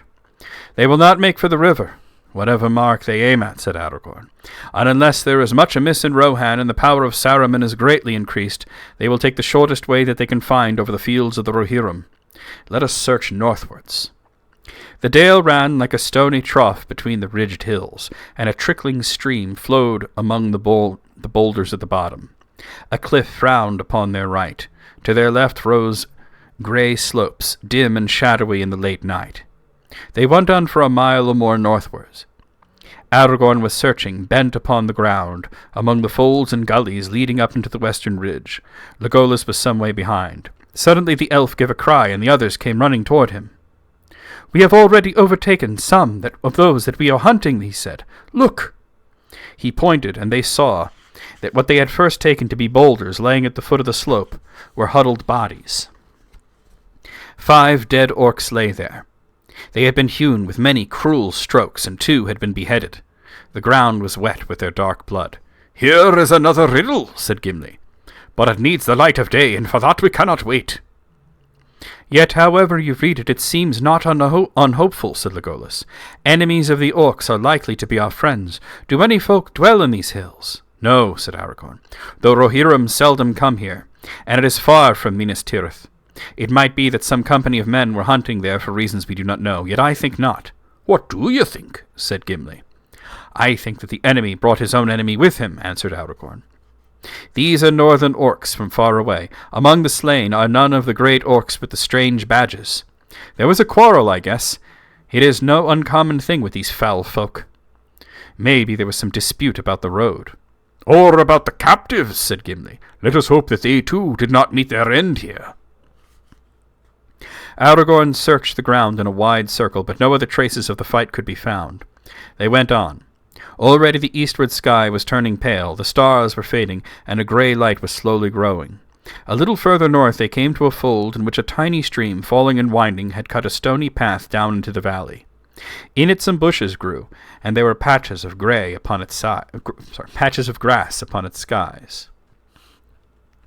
Let me stop here just to address what Fusor said. "Meat's back on the menu!" Okay, so that's obviously a line from the films. My friend Sid Kemp, who is one of my co-hosts on the Council of Tolkien podcast, he told me this story. I think he did tell it on stream once, but he told me this story once. If he had a friend of his that he was talking about that I don't believe had ever read the books, but had seen the films. And the films are, they're very different, but they're also very good too, and they're very inspirational in their own special way. And Sid asked him what scene he found to be the most inspiring scene in The Lord of the Rings, and his friend answered, "The part where they said, 'Meat's back on the menu, boys.'" And Sid was so flummoxed, and he thought the guy was telling a joke, but he was serious. He said, "No, that was inspirational to me." And Sid was just like, "I can't deal with you anymore." He actually ended the friendship with the guy, which I can't blame him for, because if someone is really being serious and saying that they found that to be the most inspirational part of The Lord of the Rings, you think, well, what is wrong with this guy that he would say such a thing and not be kidding about it, I can understand saying that as a joke, but yeah. But there's been a whole discussion about, well, how do orcs know what a menu is, And I think Tolkien would have hated that line, not because it was so comical, but because of the word menu. He would have said that's a French thing, I don't think he would have liked the word menu. Let's continue onwards here. "At last," said Aragorn, "here are the tracks that we seek, up this water channel. This is the way that the orcs went after their debate." Swiftly now the pursuers turned and followed the new path. As if fresh from a night's rest, they sprang from stone to stone. At last they reached the crest upon the grey hill, and a sudden breeze blew in their hair and stirred their cloaks, the chill wind of dawn. Turning back, they saw across the river the far hills kindled. Day leaped into the sky. The red rim of the sun rose over the shoulders of the dark land. Before them in the west the world lay still, formless and grey. But even as they looked, the shadows of night melted, the colors of the waking earth returned. Green flowed over the wide meads of Rohan, the white mists shimmered in the water vales. And far off to the left, 30 leagues or more, blue and purple stood the white mountains, rising into peaks of jet, topped with glimmering snows, flushed with rows of morning. "Gondor, Gondor!" cried Aragorn. "Would that I looked upon you again in happier hour." Not yet does my road lie southward to your bright streams. Gondor, Gondor, between the mountains and the sea. West wind blew there the light upon the silver tree. Fell like bright rain in gardens of kings of old. O proud walls, white towers, O winged crown and throne of gold. O Gondor, Gondor, shall men behold the silver tree, or west wind blow again between the mountains and the sea? And that man was Mike Love. Oh, dear. That's crazy. Mike Love would, of course, say that he was the most important member of the Fellowship of the Ring. Now let us go, he said, drawing his eyes away from the south and looking out west and north to the way that he must tread. The ridge upon which the companions stood went down steeply before their feet. Below it 20 fathoms or more there was a wide and rugged shelf, which ended suddenly in the brink of a sheer cliff, the east wall of Rohan. So ended the Emyn Muil, and the green plains of the Rohirrim stretched away before them to the edge of sight. "Look!" cried Legolas, pointing up into the pale sky above them. "There is the eagle again. He is very high. He seems to be flying now away from this land back to the north. He is going with great speed. Look!" "No, not even my eyes can see him, my good Legolas," said Aragorn. "He must be far aloft indeed. I wonder what is his errand. If he is the same bird that I have seen before. But look, I can see something nearer at hand and more urgent. There is something moving over the plain." So here's where Peter Jackson got the idea of elves having this supernatural vision. They're just saying that Legolas can see a little bit further than Aragorn. But he turned that into, what do your elf eyes see, Frodo didn't stick to the formula. Oh, dear. Oh, boy.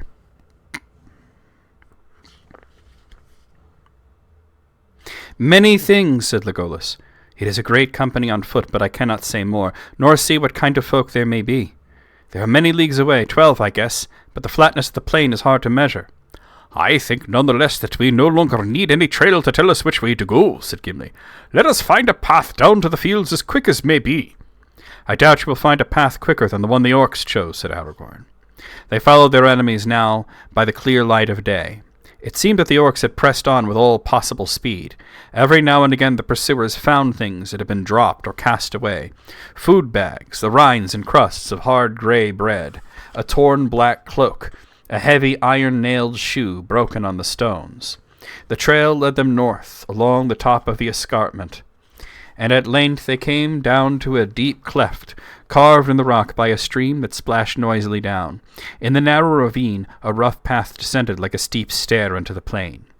At the bottom they came with a strange suddenness over the grass of Rohan. It swelled like a green sea up to the very foot of the Emyn Muil. The falling stream vanished into a deep growth of cresses and water plants, and they could hear it tinkling away in green tunnels, down long, gentle slopes towards the fens of Entwash Vale far away. They seemed to have left winter clinging to the hills behind. Here the air was softer and warmer and faintly scented, as if spring were already stirring and the sap was flowing again in herb and leaf. Legolas took a deep breath, like one that drinks a great draught after a long thirst in barren places. "Ah, the green smell," he said. "It is better than much sleep. Let us run." "Light feet may run swiftly here," said Aragorn. "More swiftly, maybe, than iron-shod orcs. Now we have a chance to lessen their lead." They went in single file, running like hounds on a strong scent, and an eager light was in their eyes, nearly due west the broad swath of the marching orcs tramped its ugly slot. The sweet grass of Rohan had been bruised and blackened as they passed. Presently Aragorn gave a cry and turned aside. "Stay!" he shouted. "Do not follow me yet." He ran quickly to the right, away from the main trail, for he had seen footprints that went that way, branching off from the others, the marks of small, unshod feet. These, however, did not go far before they were crossed by orc prints, also coming out from the main trail behind and in front, and they curved sharply back again and were lost in the trampling. At the farthest point Aragorn stooped and picked up something from the grass, and he ran back. "Hey there, Bonnie Bell, how's it going?" "Yes," he said. "They are quite plain, a hobbit's footprints. Pippin's, I think. He is smaller than the other. And look at this." He held up a thing that glittered in the sunlight. It looked like the new open leaf of a beech tree, fair and strange in that treeless plain. "The brooch of an elven cloak!" cried Legolas and Gimli together. "Not idly do the leaves of Lorien fall," said Aragorn. "This did not drop by chance. It was cast away as a token to any that might know. I think Pippin ran away from the trail for that purpose." "Then he at least was alive," said Gimli. "And he has the use of his wits, and of his legs too. This is heartening. We do not pursue in vain." "Let us hope that he did not pay too dearly for his boldness," said Legolas. "Come, let us go on. The thought of those merry young folk driven like cattle burns my heart." The sun climbed to the moon. To the moon, listen to me. Let's try that. I need to take a drink of water. When I start saying incorrect words, I need to drink water. The sun climbed to the noon and then rode slowly down the sky. Light clouds came up out of the sea in the distant south and were blown away upon the breeze. The sun sank. Shadows rose behind and reached out long arms from the east. Still the hunters held on. 1 day now had passed since Boromir fell, and the orcs were yet far ahead. No longer could any sight of them be seen in the level plains. As nightshade was closing about them, Aragorn halted. Only twice in the day's march had they rested for a brief while, and 12 leagues now lay between them and the eastern wall where they had stood at dawn. "We have come at last to a hard choice," he said. "Shall we rest by night, or shall we go on while our will and strength holds?" "Unless our enemies rest also, they will leave us far behind if we stay to sleep," said Legolas. "Surely even orcs must pause on the march," said Gimli. "Seldom will orcs journey in the open under the sun. Yet these have done so," said Legolas. "Certainly they will not rest by night." "But if we walk by night, we cannot follow their trail," said Gimli. "The trail is straight, and turns neither right nor left as far as my eyes can see," said Legolas. "Maybe I would lead you to guess at the darkness and hold to the line," said Aragorn. "But if we strayed, or they turned aside, then when light came, there might be long delay before the trail was found again." "And there is this also," said Gimli. "Only by day could we see if any tracks lead away. If a prisoner should escape, or if one should be carried off eastward, say, to the great river, 'twas Mordor. We might pass the signs, and never know it." "That is true," said Aragorn. "But if I read the signs back yonder rightly, the orcs of the White Hand prevailed, and the whole company is now bound for Isengard. Their present course bears me out." "Yet it would be rash to be sure of their counsels," said Gimli. "And what of escape? In the dark we should have passed the signs that led you to the Abruch."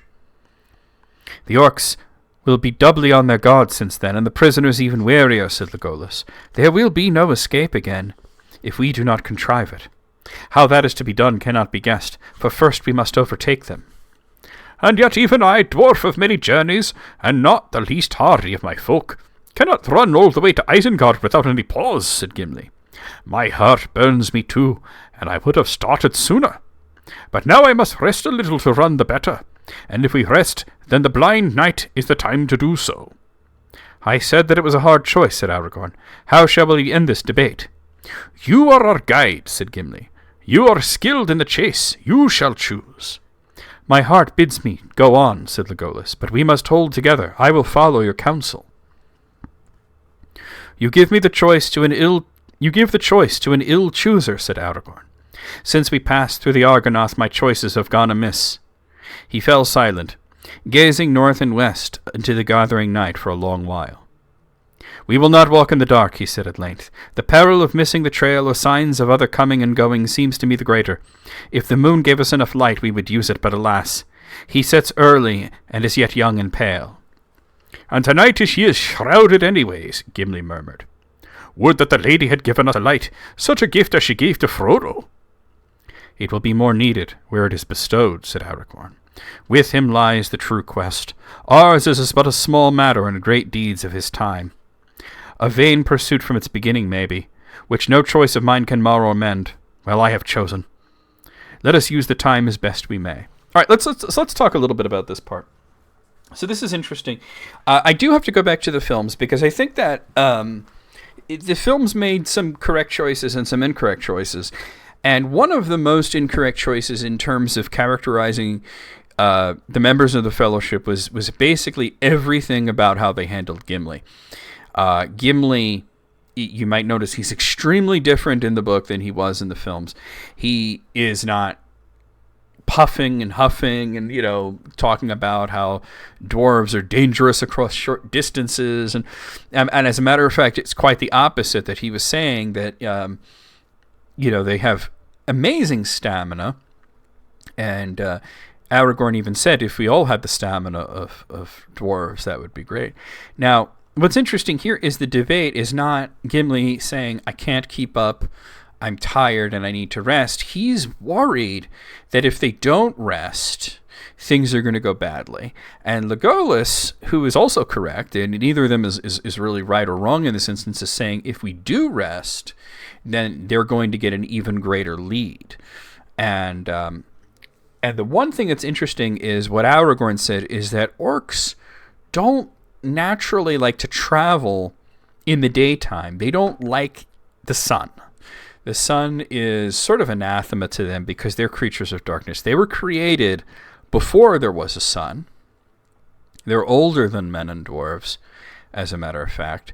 And when the sun came up, the sun is holy. That's something that we talked about when we did the Fellowship of the Ring, when Gandalf said he's a wielder of the Flame of Anor. What he was saying to the Balrog was not just, my fire is greater than yours, but it's also that my fire is holy. It's hallowed. And note, like we talked about the Maya Aryan, who carries the fruit of Laurelin, the sun, through the sky.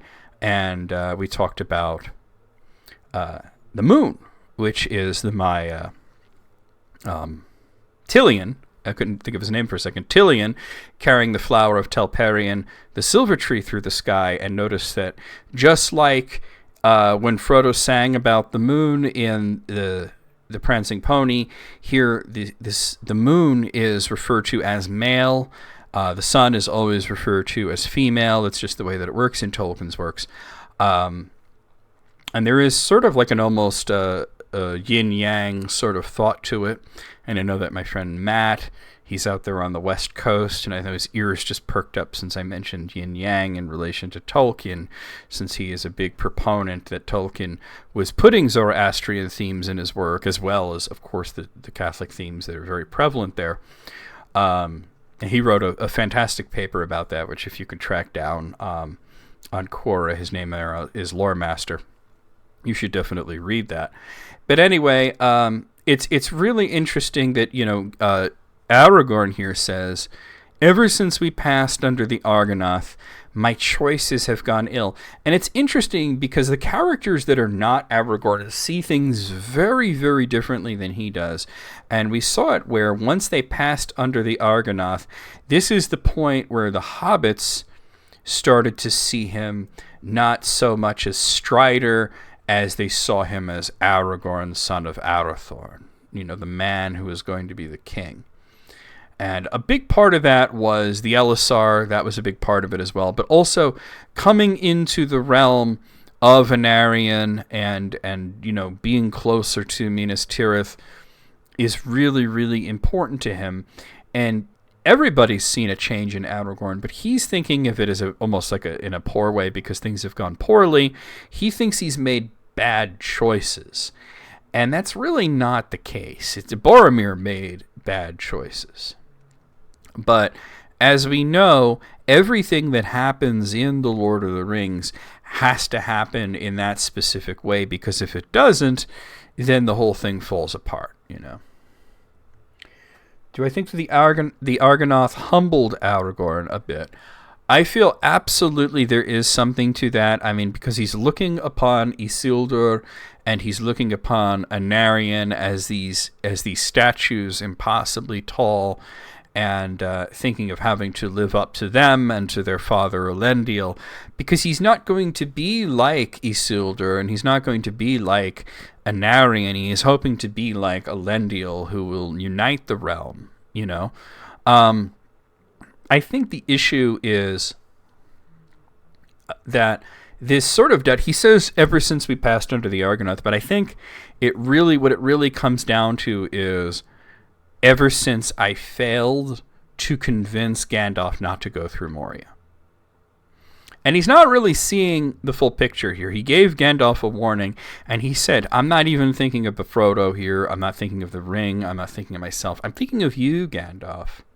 Something's going to happen to you. He does have some degree of foresight, and we know that something did happen to Gandalf. And he's going to be proven wrong about this all being bad in the coming days, and especially on his birthday in Fangorn Forest when he meets Gandalf the White. But I think that he's been regretting not being able to convince Gandalf that Moria was a bad idea. And I've said that, my opinion, if they didn't go through Moria, it all would have been a disaster. And the reason is not because of Gandalf or because of anything else, but because of Gollum. Gollum is probably the most important character in The Lord of the Rings, and he is the one that destroys the ring, and he was in Moria, and if they had not gone through there, he would not be following Frodo, and then thus the ring would not be destroyed. What would have happened? Frodo would have reached Samath Naur. Maybe he would have been less beat up and whatnot, but what would have happened? He would have reached Samath Naur. Maybe he would have been even worse off, because he wouldn't have had a guide to get into Mordor, and he would have had to figure it out himself. And he would have done exactly the same as he did and claimed the ring for his own. And the Nazgul would have gotten there. They would have killed Sam. And they would bow to Frodo, and they would call him the Lord of the Rings. And they would say, we're going to take you to your palace. And they would take him to Sauron. And then it's all over. Sauron would remove the ring from him. He would probably be tortured for the rest of his life, and nobody ever stops Sauron unless the Valar decide to send in the big guns, which would be incredibly destructive for Middle-earth.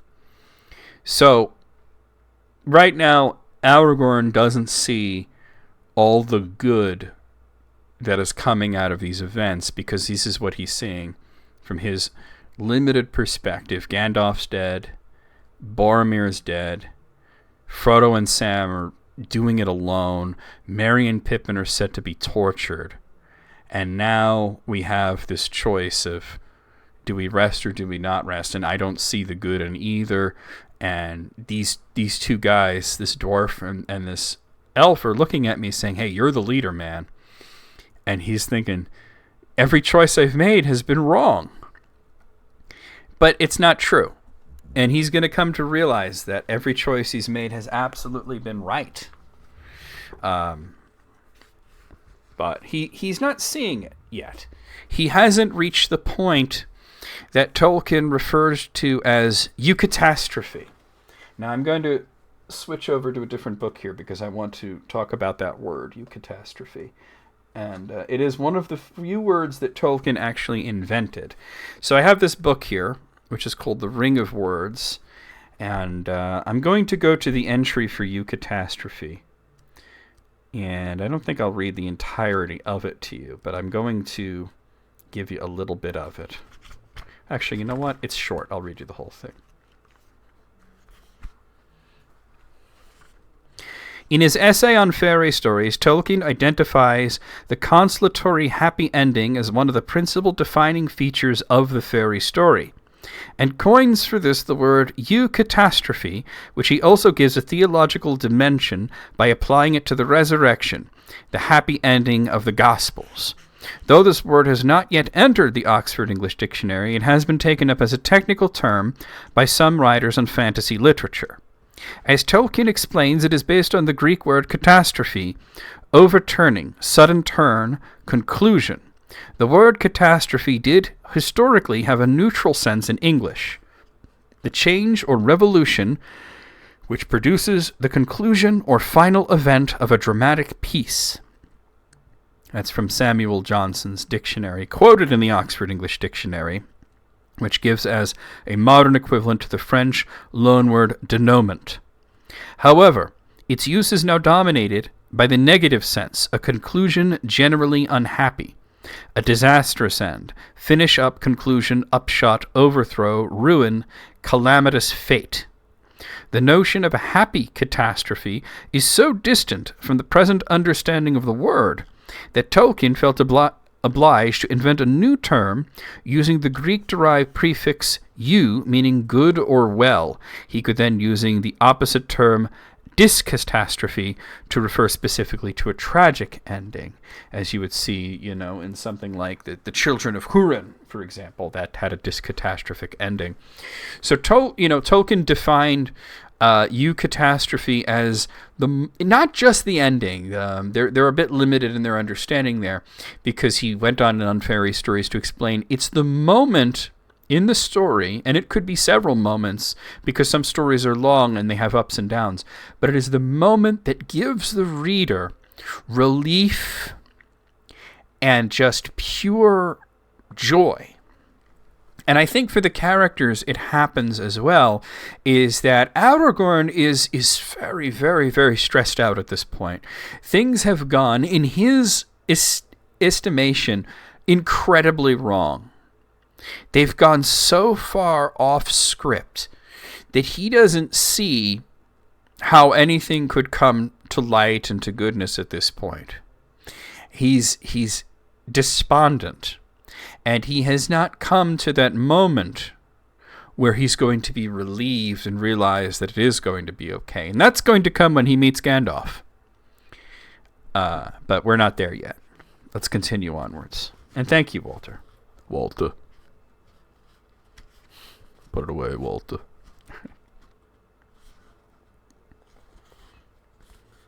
He cast himself on the ground and fell at once into sleep, for he had not slept since their night under the shadow of Tol Brandir. Before dawn was in the sky, he woke and rose. Gimli was still deep in slumber, but Legolas was standing, gazing northwards into the darkness, thoughtful and silent as a young tree in a windless night.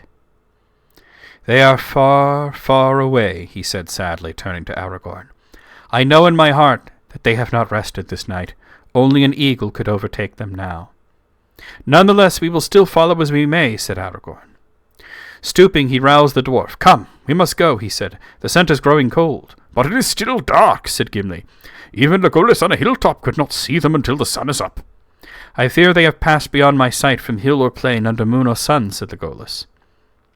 "Where sight falls, the earth may bring us rumour," said Aragorn. "The land must groan under their hated feet." He stretched himself upon the ground with his ear pressed against the turf. He lay there motionless, for so long a time that Gimli wondered if he had swooned or fallen asleep again. Dawn came glimmering, and slowly a grey light grew about them. At last he rose, and now his friends could see his face. It was pale and drawn, and his look was troubled. "The rumour of earth is dim and confused," he said. "Nothing walks upon it for many miles about us. Faint and far are the feet of our enemies, but loud are the hoofs of the horses. It comes to my mind that I have heard them, even as I lay on the ground in sleep, and they troubled my dreams, horses galloping, passing in the west. But now they are drawing ever further from us, riding northward. I wonder what is happening in this land." "Let us go," said Legolas. Okay, let me just take a drink of water here.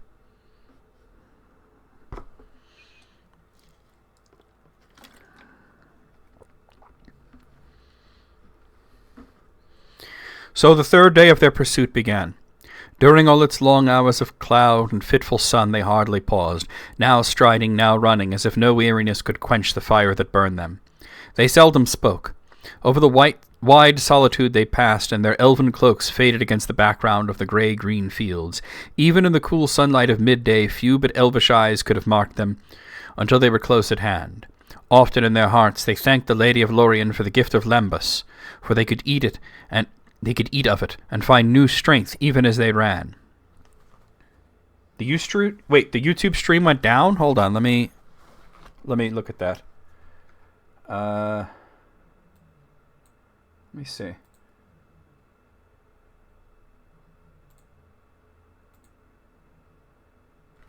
Okay, let me see if I could fix that.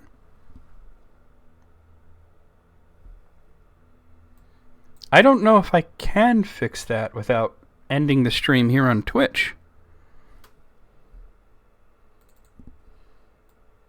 Give me a moment.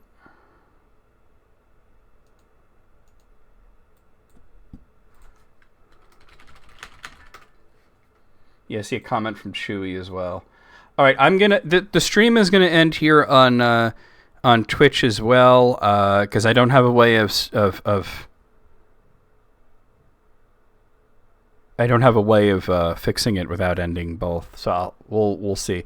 I don't have any sort of error messages popped up on my end. Let me fix this.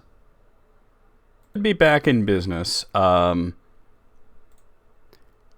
people came over from YouTube to Twitch to tell me that the stream had stopped there. I should be live on both platforms now. Oh yeah, okay, I could see the YouTube stream is up. Okay, apologies to those who were on YouTube who it suddenly stopped. For anybody that was watching the live when it went down, could you tell me whereabouts it was in the text that I Oh, hey Wayne. Hey Alice, I see you there. What part of the book was I at when it stopped on YouTube? It never gave me any sort of error message.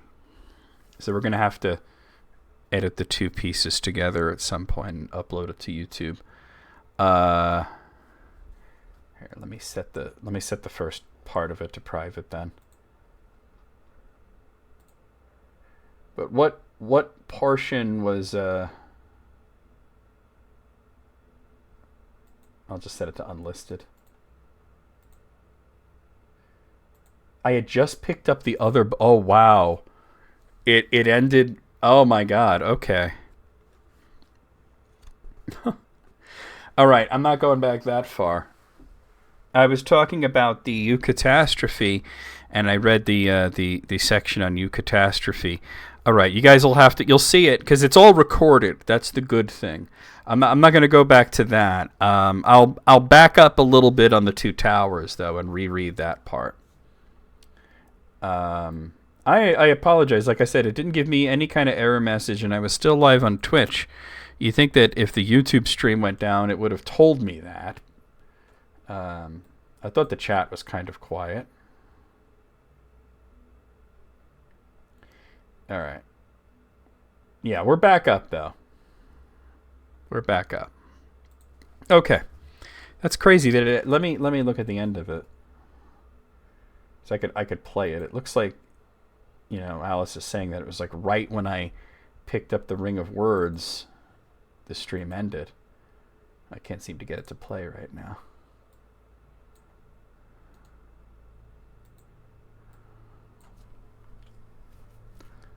Well, thank you guys for sticking with me through this.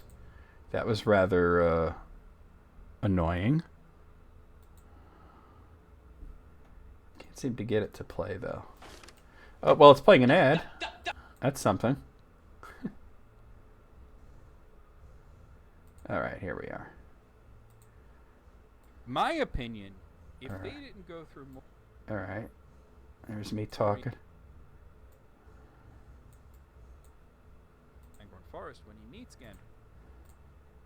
That's wild.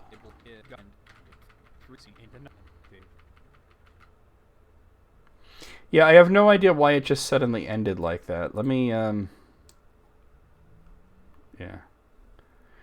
Well, I hope everybody that was watching on YouTube is able to, you see, most of us have both platforms. Yeah, the shame of it, though, is that we had like 50 people watching, and now we have 16. And that's sort of the shame of that happening. So I'm going to just really quick here, I'm going to make a post on the community tab just to let people know that we're back live.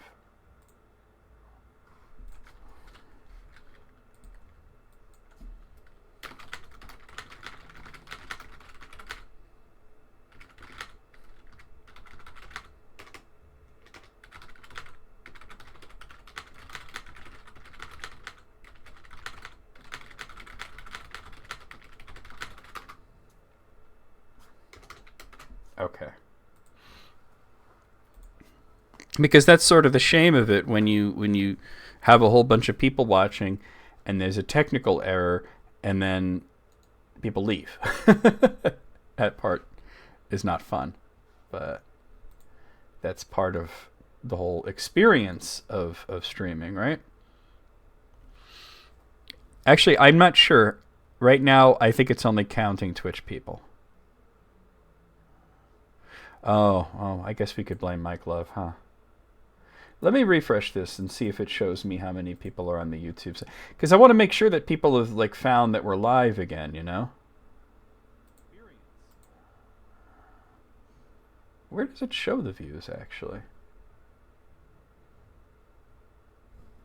You know, I'm so unfamiliar with YouTube streaming compared to Twitch streaming that I can't even really see where it shows how many people are watching. Do you guys see that information?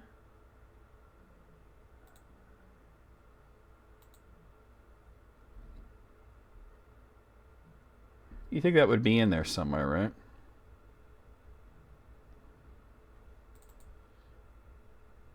There was one point where somebody, it says 4, yeah. I see 9 total, but I had it up to 50. That's the crazy part. That there were a whole bunch of people. It just went up to 10. I saw a whole bunch of people watching, and you would hope that they would find their way back over here, because that's a damn shame that happened. Well, you know, that was a disc catastrophe, as opposed to a you catastrophe. So, I apologize to anybody that is missing part of this because they thought that I just suddenly stopped. You were at 16 before it went down? Yeah, so that whatever information you're seeing and whatever information I'm seeing don't match each other. Either that or I had a lot more people on Twitch than I thought, because I was seeing hovering between 48 and 50, and now I'm seeing 10. And I'm not one to obsess over views. It says only 1 on your end. Yeah, I don't think it's very up to date. You know what I mean? I don't think it's very up to date. It says 10 on my end. I don't think YouTube sends the information to Streamlabs as quickly as Twitch does. We're going to continue, though. We can't get too caught up in this, especially since we have like another hour to go, right? All right, so I'm gonna back up here a little bit, and we're gonna start with Aragorn, with him going to sleep, and we'll start from there. He cast himself on the ground and fell at once into sleep, for he had not slept since their night under the shadow of tall Brandir. Before dawn was in the sky, he woke and rose. Gimli was still deep in slumber, but Legolas was standing, gazing northwards into the darkness, thoughtful and silent as a young tree in windless night. "They are far away," he said sadly. Oh, Chewie, you found yourself there. Yeah, I did talk about the U catastrophe. I'm not going back to that, but I've run back a little bit. But I'll get just very briefly. U catastrophe is a good turn of the story that gives you relief and a sense of joy. And Aragorn has not yet experienced that, and he's going to soon. Well, I'm glad you found your way back here. Yeah, I don't know what happened, so we're just going to continue here. "Nonetheless, we may follow as we will still follow as we may," said Aragorn. Stooping, he roused the dwarf. "Come, we must go," he said. "The scent is growing cold."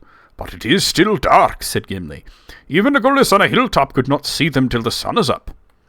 "I fear they have passed beyond my sight from hill or plain, under moon or sun," said Legolas. "Where sight falls, the earth may bring us rumour," said Aragorn. "The land must groan under their hated feet." He stretched himself upon the ground with his ear pressed against the turf. He lay there motionless for so long a time that Gimli wondered if he had swooned or fallen asleep again. Dawn came glimmering, and slowly a grey light grew about them. At last he rose, and now his friends could see his face. It was pale and drawn, and his look was troubled. "The rumour of the earth is dim and confused," he said. "Nothing walks upon it for many miles about us. Faint and far are the feet of our enemies, but loud are the hoofs of the horses. It comes to my mind that I heard them even as I lay on the ground in sleep, and they troubled my dreams, horses galloping, passing in the west. But now they are drawing ever further from us, riding northward. I wonder what is happening in this land." "Let us go," said Legolas. "Hey, Rico, how's it going?" So the third day of their pursuit began. During all its long hours of cloud and fitful sun they hardly paused, now striding, now running, as if no weariness could quench the fire that burned them. They seldom spoke. Over the wide solitude they passed, and their elven cloaks faded against the background of the grey-green fields. Even in the cool sunlight of midday, few but elvish eyes would have marked them, until they were close at hand. Often in their hearts they thanked the Lady of Lorien for the gift of Lembas, for they could eat of it and find new strength even as they ran. And that's where we got when Alice came over to the Twitch chat and said, hey, the YouTube stream stopped. So, hey, Santa Cruz, how's it going? So, we're now fully caught up with the previous bit. And it's a shame that I had to also end the Twitch stream because there was no way to restart the YouTube stream without ending them both. But we're caught up now. So let's continue on. At dusk they halted again. Now twice 12 leagues they had passed over the plains of Rohan, and the walls of the Emin Muil was lost in the shadows of the east. The young moon was glimmering in a misty sky, but it gave small light and the stars were veiled. Now do I most grudge a time of rest or any halt in our chase, said Legolas. The orcs have run before us as if the very whips of Sauron were behind them. I fear they have already reached the forest and the dark hills, and even now are passing into the shadows of the trees. Gimli ground his teeth. This is a bitter end to our hope and to our toil, he said. To hope, maybe, but not to toil, said Aragorn. We shall not turn back here. Yet I am weary. He gazed back along the way that they had come towards the night gathering in the east. There is something strange at work in this land. I distrust the silence. I distrust even the pale moon. The stars are faint, and I am weary as I have seldom been before, weary as no ranger should be with a clear trail to follow. There is some will that lends speed to our foes, and sets an unseen barrier before us, a weariness that is in the heart more than in the limb. Truly, said Legolas, that I have known, since first we came down from the Emin Muil, for the will is not behind us, but before us. He pointed away, over the land of Rohan into the darkling west under the sickle moon. Saruman, muttered Aragorn, but he shall not turn us back. Halt we must once more, for see, even the moon is falling into gathering cloud. But north lies our road between dawn and fen, when day returns. As before, Legolas was first afoot, if indeed he had ever slept. Awake, awake, he cried. It is a red dawn. Strange things await us by the eaves of the forest. Good or ill I do not know, but we are cold. Awake. The others sprang up, and almost at once they set off again. Slowly the downs drew near. It was still an hour before noon when they reached them, green slopes rising to bare ridges that ran in a line straight towards the north.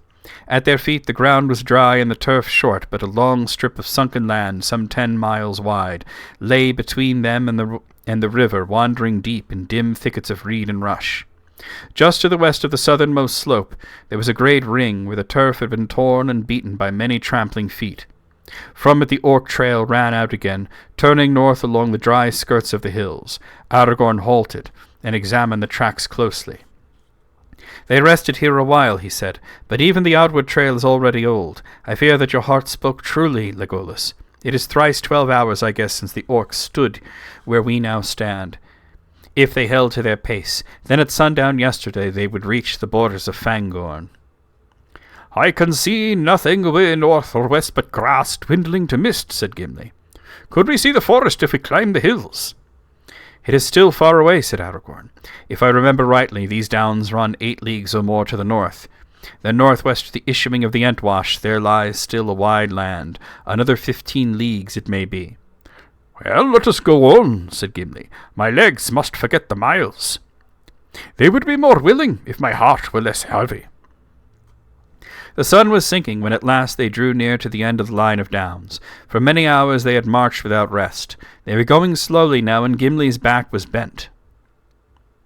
Stone-hard are the dwarves in labour journey, but this endless chase began to tell on him, as all help failed in his heart. Aragorn walked behind him, grim and silent, stooping now and again to scan some print or mark upon the ground. Only Legolas still stepped lightly as ever, his feet hardly seeming to press the grass, leaving no footprints as he passed. But in the way bred of the elves he found all the sustenance that he needed. And he could sleep, if sleep it could be called by men, resting his mind in the strained paths of elvish dreams, even as he walked open-eyed into the light of this world.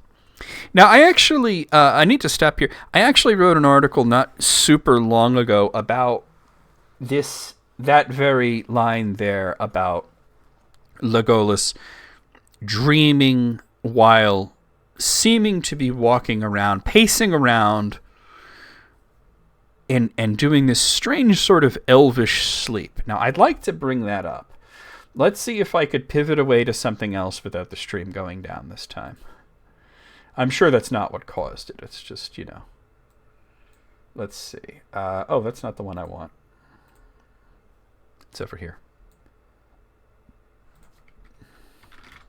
Because I had gotten a question about elvish dreams. And let's see if I could find it. That's not it.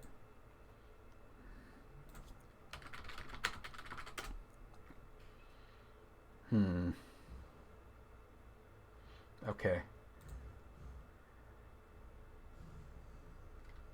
That is not helping me.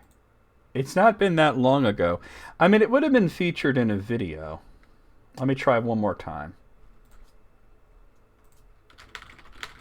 The search feature on Quora is incredibly bad. It's not great. All right, I'm going to try one more search. If I can't find it, I'm going to give up.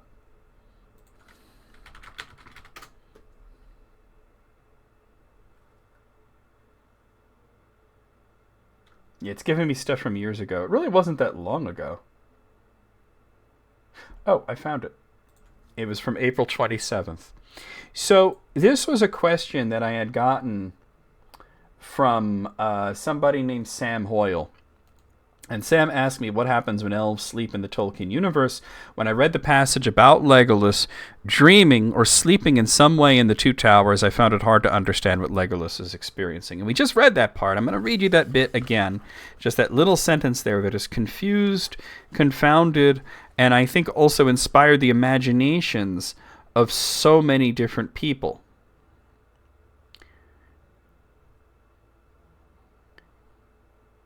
He could sleep, if sleep it could be called by men, resting his mind in the strange paths of elvish dreams, even as he walked open-eyed in the light of this world. So this is suggesting that this is the way that Legolas sleeps, that he's still walking, but he's dreaming. He's resting his mind, but not necessarily his body, because the body is being sustained by the lembas bread that was given to them by Galadriel. So I'm going to read to you the answer that I gave to Sam here, who asked me about what's going on, because why try to explain it off the top of my head when I just wrote a whole bunch about this not very super long ago. Here's what I wrote in April. Elves can sleep and dream, but they do so differently than mortals. This debate stems from a depiction in Book 3 where Legolas and Gimli get into a disagreement about whether their small group should continue pursuing the group of orcs that has kidnapped Merry and Pippin through the night to rest and begin again in the day. Legolas is against stopping, stating that they don't really need the rest and that the orcs already have a large head start. Gimli's thought is that Aragorn had found one of the leaves of Lorien dropped by the hobbits as a sign, and that in the dark he may miss additional signs or that they may lose the trail. Aragorn sides with Gimli and they take a brief rest. Legolas is described as pacing around with his eyes open as he sleeps, something unlike the sleep of men or dwarves. Legolas is a bit unusual in the narrative, even by elvish standpoints, as he does things that is never described as being done by any other elf, such as hearing the voices of stones in Book 2, and walking on freshly fallen snow without leaving any imprint or sinking into it, also in Book 2. We do know that elves can sleep normally, however. Gallion the butler, as well as another unnamed elf, both fall asleep after drinking heavily in The Hobbit, allowing Bilbo to steal the keys and rescue Thorin and the rest of the dwarves. Legolas stands and paces in this sleep state, but is also described as laying down to sleep, though still with his eyes open, a bit later in Fangorn Forest described as laying motionless. Turgon and Finrod absolutely fall asleep in the Silmarillion, tiring after resting by the river Sirion, and they are sent dreams by Ulmo, not to mention that the Maiar Olorin, later called Gandalf, was said to give fair visions to the elves, and his name is derived from Olor or Olos, which means dream. Similarly, Urmo is the Vala associated with dreams, and as his realm, Lorien, is derived from the same root as Olorin, and note that Galadriel and Celeborn are from a realm called Lothlorien, which Treebeard translates as dream flower. Luthien is also mentioned to sleep, and even the Ainur sleep, as Tulkas slumbers after battling Melkor, and Melkor himself was sent into an enchanted sleep by Luthien. Though the Hobbit may be somewhat unreliable in the fine details, we can say that Bilbo had to get the keys to the cells somehow, and waiting for the elves to get drunk and fall asleep is perfectly reasonable. I believe the elves do sleep. They just generally don't sleep like people do. They sleep more like fish do. Legolas, in pacing back and forth and staying awake, may have been doing something very similar to what scientists refer to as unihemispheric sleep or slow-wave sleep. In this state, basically half the brain rests while the other is alert. This is useful for fish or some birds or any prey animal.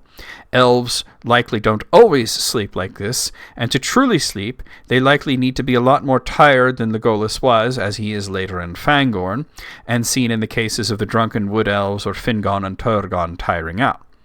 The original 144 elves were also sleeping in the womb of the earth, and were not born, but rather awakened, and came out of the earth at Cuithienin. The first 3 elves came across their eventual mates in the grass sleeping. Seeing these elf women sleeping, they fell in love, and this spurred them to invent language, as they thought of things to say and sing to their beloveds. They then went and discovered other sleeping elves to awaken. The best description we get of how elvish sleeping works is here, and I'm going to read you a bit from the book, The Nature of Middle-earth. The occupations of the embodied mind awake are an obstacle to such contacts, lower or higher. They occur, therefore, the Eldar say, most often in sleep, not in dreams. But dreaming and sleeping are to the elves other than to men. In sleep, the body may, as in men, cease from all activities save those essential for life, such as breathing, or it may rest from this or that activity or function as the Fea directs. While it is so, the mind may seek repose also and be utterly quiet, but it may be absorbed in its own activity, thinking, that is reasoning or remembering, or devising and designing, but these things are at will and of volition. The state that with the elves nearest resembles human dreaming is when the mind is feigning or devising. It is when the mind is quiet and inactive that it most readily receives and perceives contacts from without. So this gives us the strongest case for something similar to unihemispheric sleep, though rather than being divided between left brain and right brain, is divided between body and soul. The body can rest while the mind is active, the mind can rest while the body is active, as seen with Legolas, or they can both rest. They can sleep to rest their bodies without dreaming, as their mind may be occupied by thoughts, but to receive dreams, they must rest their minds. It is later mentioned that they often have a deep reflection preceding sleep, suggesting that to truly fall into a deep slumber, they must do a sort of meditation first, meaning that while Legolas can turn his body off or his mind off at a whim, to go into a mode of sleep similar to that of men, he would have to go into a sort of trance first and prepare himself. That's about 2/3 of the article. I'm not going to read the entire thing. It would have been in one of my YouTube videos anyway. But I wanted to talk about that because a lot of people get to that part and they're like, well, do all elves do that? Do they always pace back and forth or have their eyes open when they're sleeping? It's sort of an unusual thing.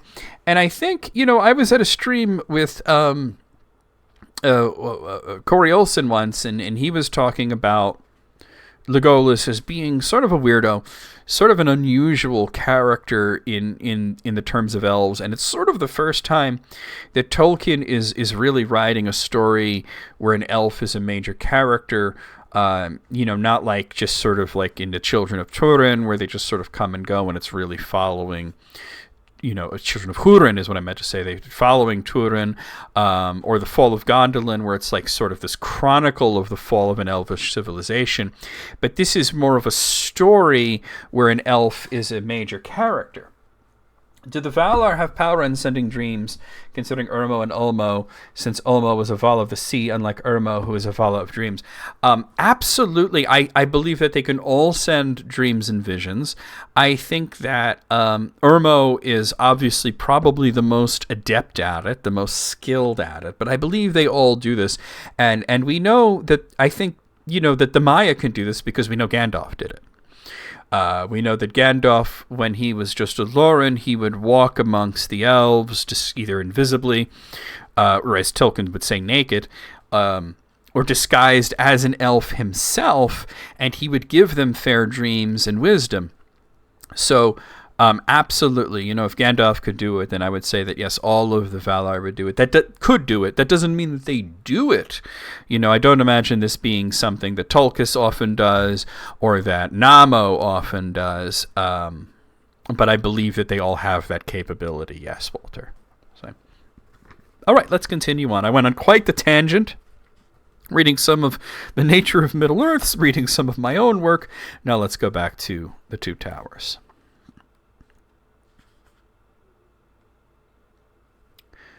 All right. Oh, where was I? I was over here, actually. "Let us go up on to this green hill," he said.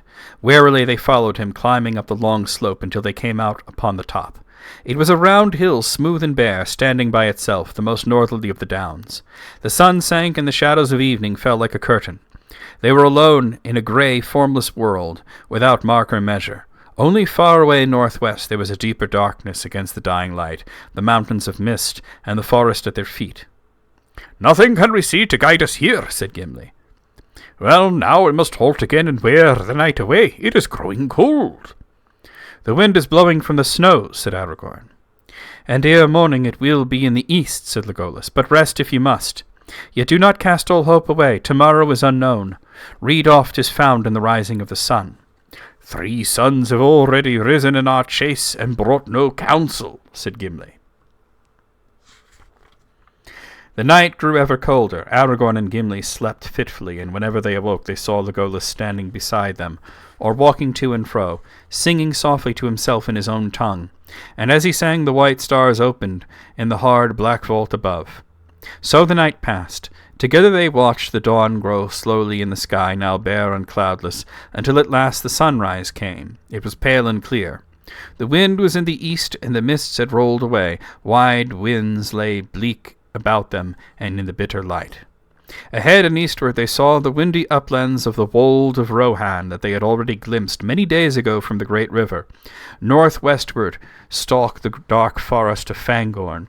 Still 10 leagues away stood its shadowy eaves, and its further slopes faded into the distant blue.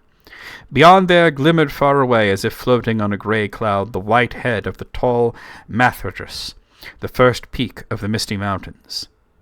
Out of the forest the Entwash flowed to meet them, its stream now swift and narrow, and its banks deep cloven. The orc trail turned from the downs toward it. Following with his keen eyes and trail to the river, and then to the river back toward the forest, Aragorn saw a shadow on the distant green, a dark, swift-moving blur. He cast himself upon the ground and listened again intently, but Legolas stood beside him, shading his bright elven eyes with his long, slender hand, and he saw not a shadow nor a blur, but the small figures of horsemen. Many horsemen, and the glint of morning on the tips of their spears was like the twinkle of minute stars beyond the edge of mortal sight. Far beyond them a dark smoke rose in thin, curling threads. There was a silence in the empty fields, and Gimli could hear the air moving in the grass. "Riders!" cried Aragorn, springing to his feet. "Many riders on swift steeds are coming toward us." "Yes," said Legolas. "There are 105. Yellow is their hair, and bright are their spears. Their leader is very tall." Aragorn smiled. "Keen are the eyes of the elves," he said. "Nay, the riders are little more than 5 leagues distant," said Legolas. 5 leagues or 1, said Gimli. "We cannot escape them in this bare land. Shall we wait for them here, or go on our way?" "We will wait," said Aragorn. "I am weary, and our hunt has failed. Or at least others were before us, for these horsemen are riding back down the orc trail. We may get news from them." "Or spears," said Gimli. "There are 3 empty saddles, but I see no hobbits," said Legolas. I did not say that we should hear good news, said Aragorn. But evil or good, we will await it here. I need water.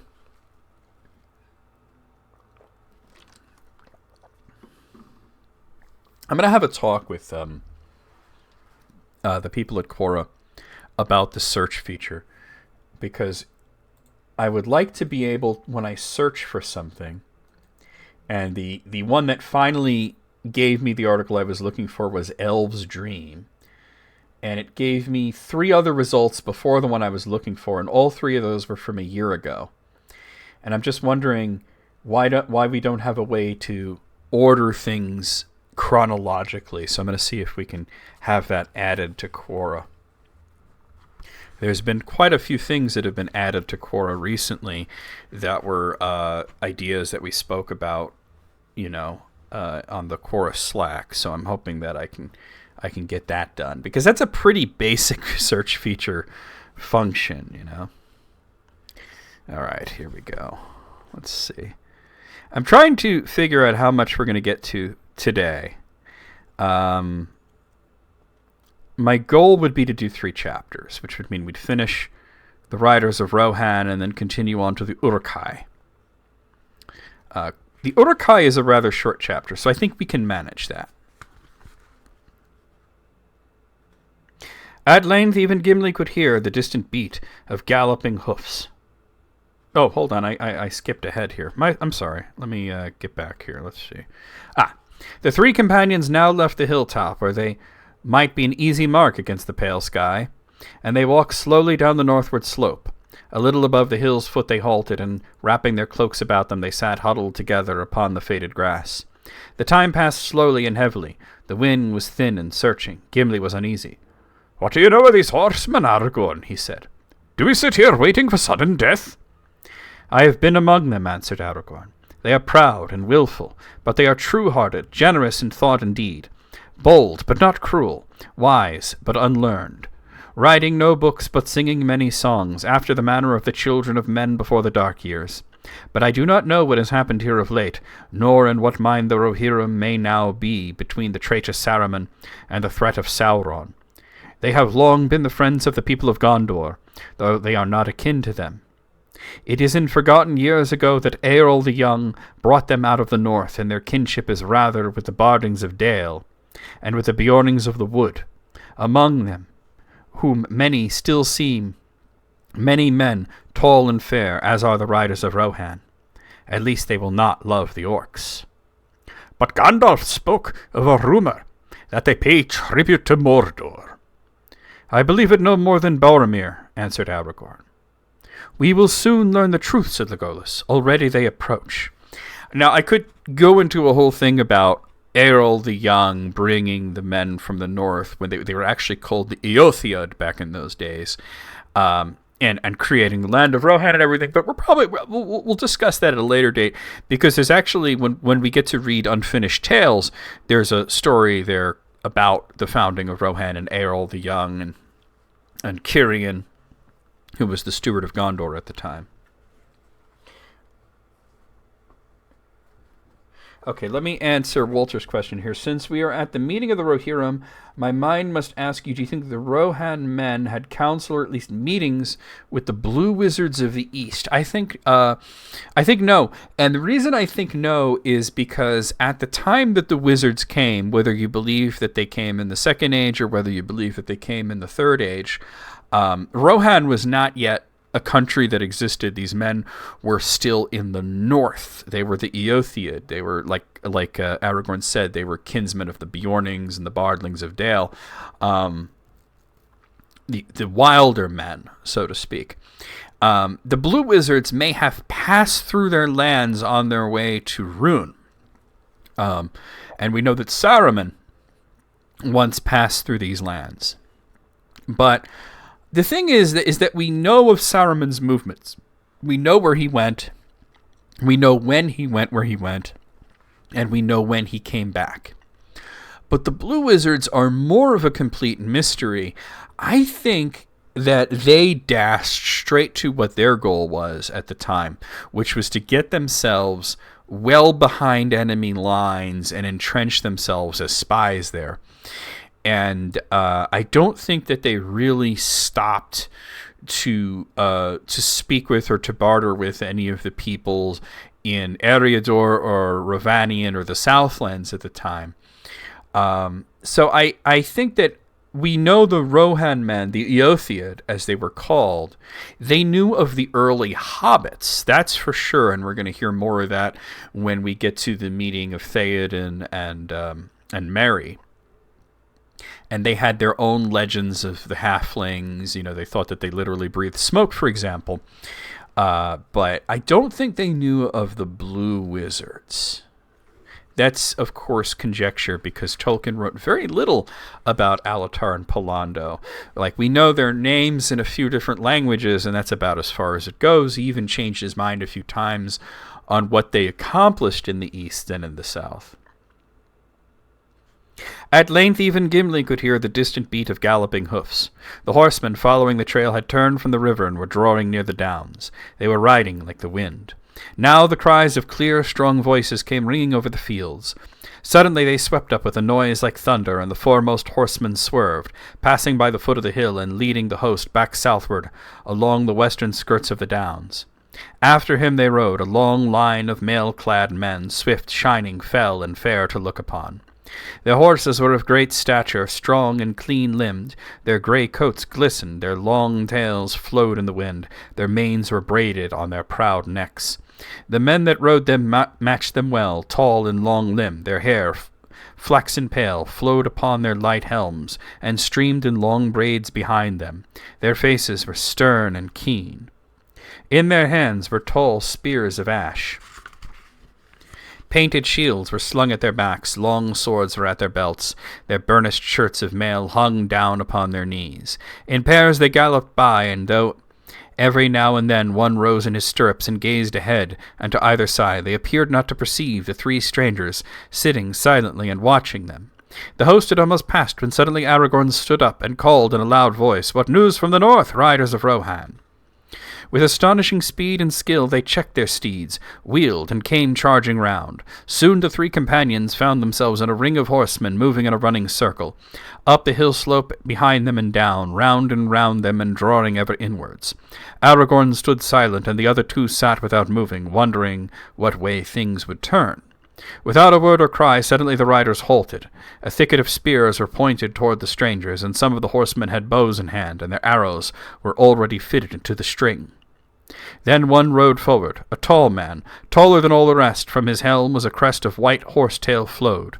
He advanced until the point of a spear was within a foot of Aragorn's breast. Aragorn did not stir.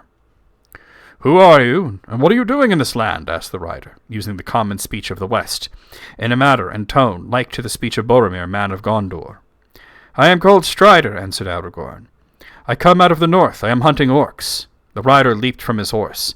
Giving his spear to another who rode up and dismounted at his side, he drew his sword and stood face to face with Aragorn, surveying him keenly, and not without wonder. At length he spoke again.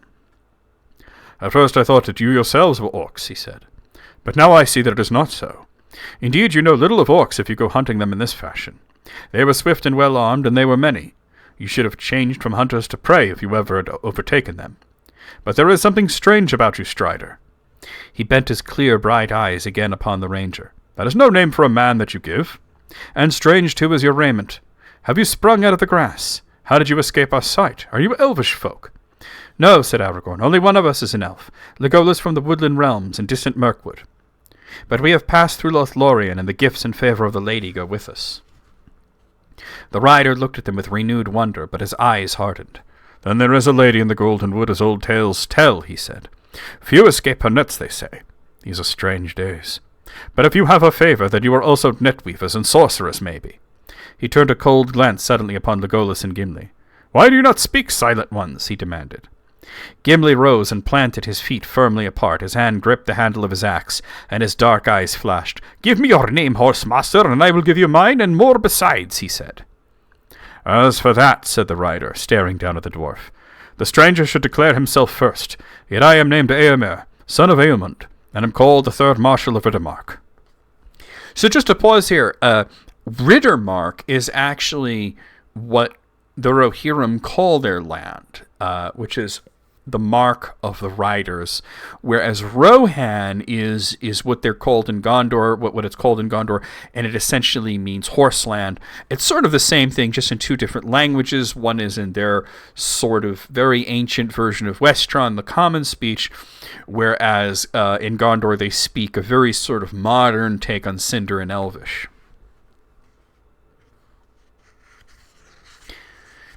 And Eomer, son of Eomer, Third Marshal of Riddermark, let Gimli the dwarf Gloin's son warn you against foolish words. You speak evil of that which is fair beyond the reach of your thought, and only little wit can excuse you. So I love how poetic Gimli is here, because he's basically saying, you're talking poorly about something beautiful, and the only excuse is that you are very stupid. So you can see that they're butting heads already. They're clashing. I do like that Eomer and Gimli become friends in the end. It's sort of a pairing that I like, the way that they speak to each other, especially in The Return of the King. But as you can see here, Gimli is already fed up with this guy, and he's only just met him. Eomer's eyes blazed, and the men of Rohan murmured angrily and closed in, advancing their spears. I would cut off your head, beard and all, Master Dwarf, if it stood but a little higher from the ground, said Eomer. He stands not alone, said Legolas, bending his bow and fitting an arrow with hands that moved quicker than sight. You would die before your stroke fell. Eomer rose his sword, and things might have gone ill, but Aragorn sprang between them and raised his hand. Your pardon, Eomer, he cried.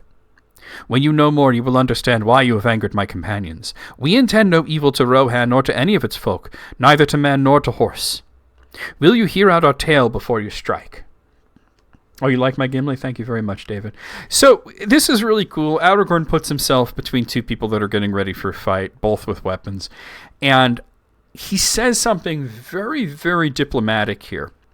He says, we don't intend any ill to the land or to its people or to its horses. And as I've alluded to already, and said plainly, this is a land of horses. Rohan means horseland. Riddermark, the mark of the riders. They are the Rohirrim, which translates to the horse lords.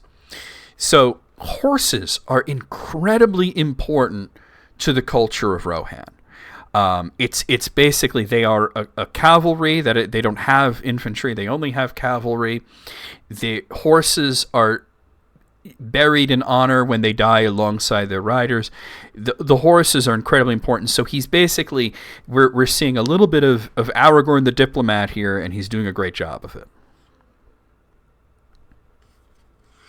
I will, said Eomer, lowering his blade. But wanderers in the Riddermark would be wise and less haughty in these days of doubt. First tell me your right name. First tell me whom you serve, said Aragorn. Are you a friend or foe of Sauron, the Dark Lord of Mordor? I serve only the Lord of the Mark, Theoden, king, son of Thengel, answered Eomer. We do not serve the power in the Black Land far away, but neither are we yet at open war with him. And if you are fleeing from him, then you had best leave this land. There is trouble now in all our borders, and we are threatened. But we desire only to be free and to live as we have lived, keeping our own, and serving no foreign lord, good or evil. We welcome guests kindly in the better days. But in these times, the unbidden stranger finds us swift and hard. Come, who are you? Whom do you serve?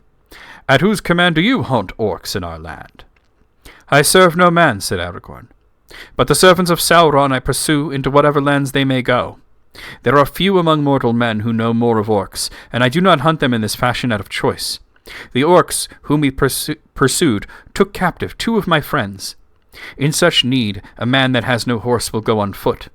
And he will not ask for leave to follow the trail, nor will he count the heads of the enemy save with a sword. I am not weaponless.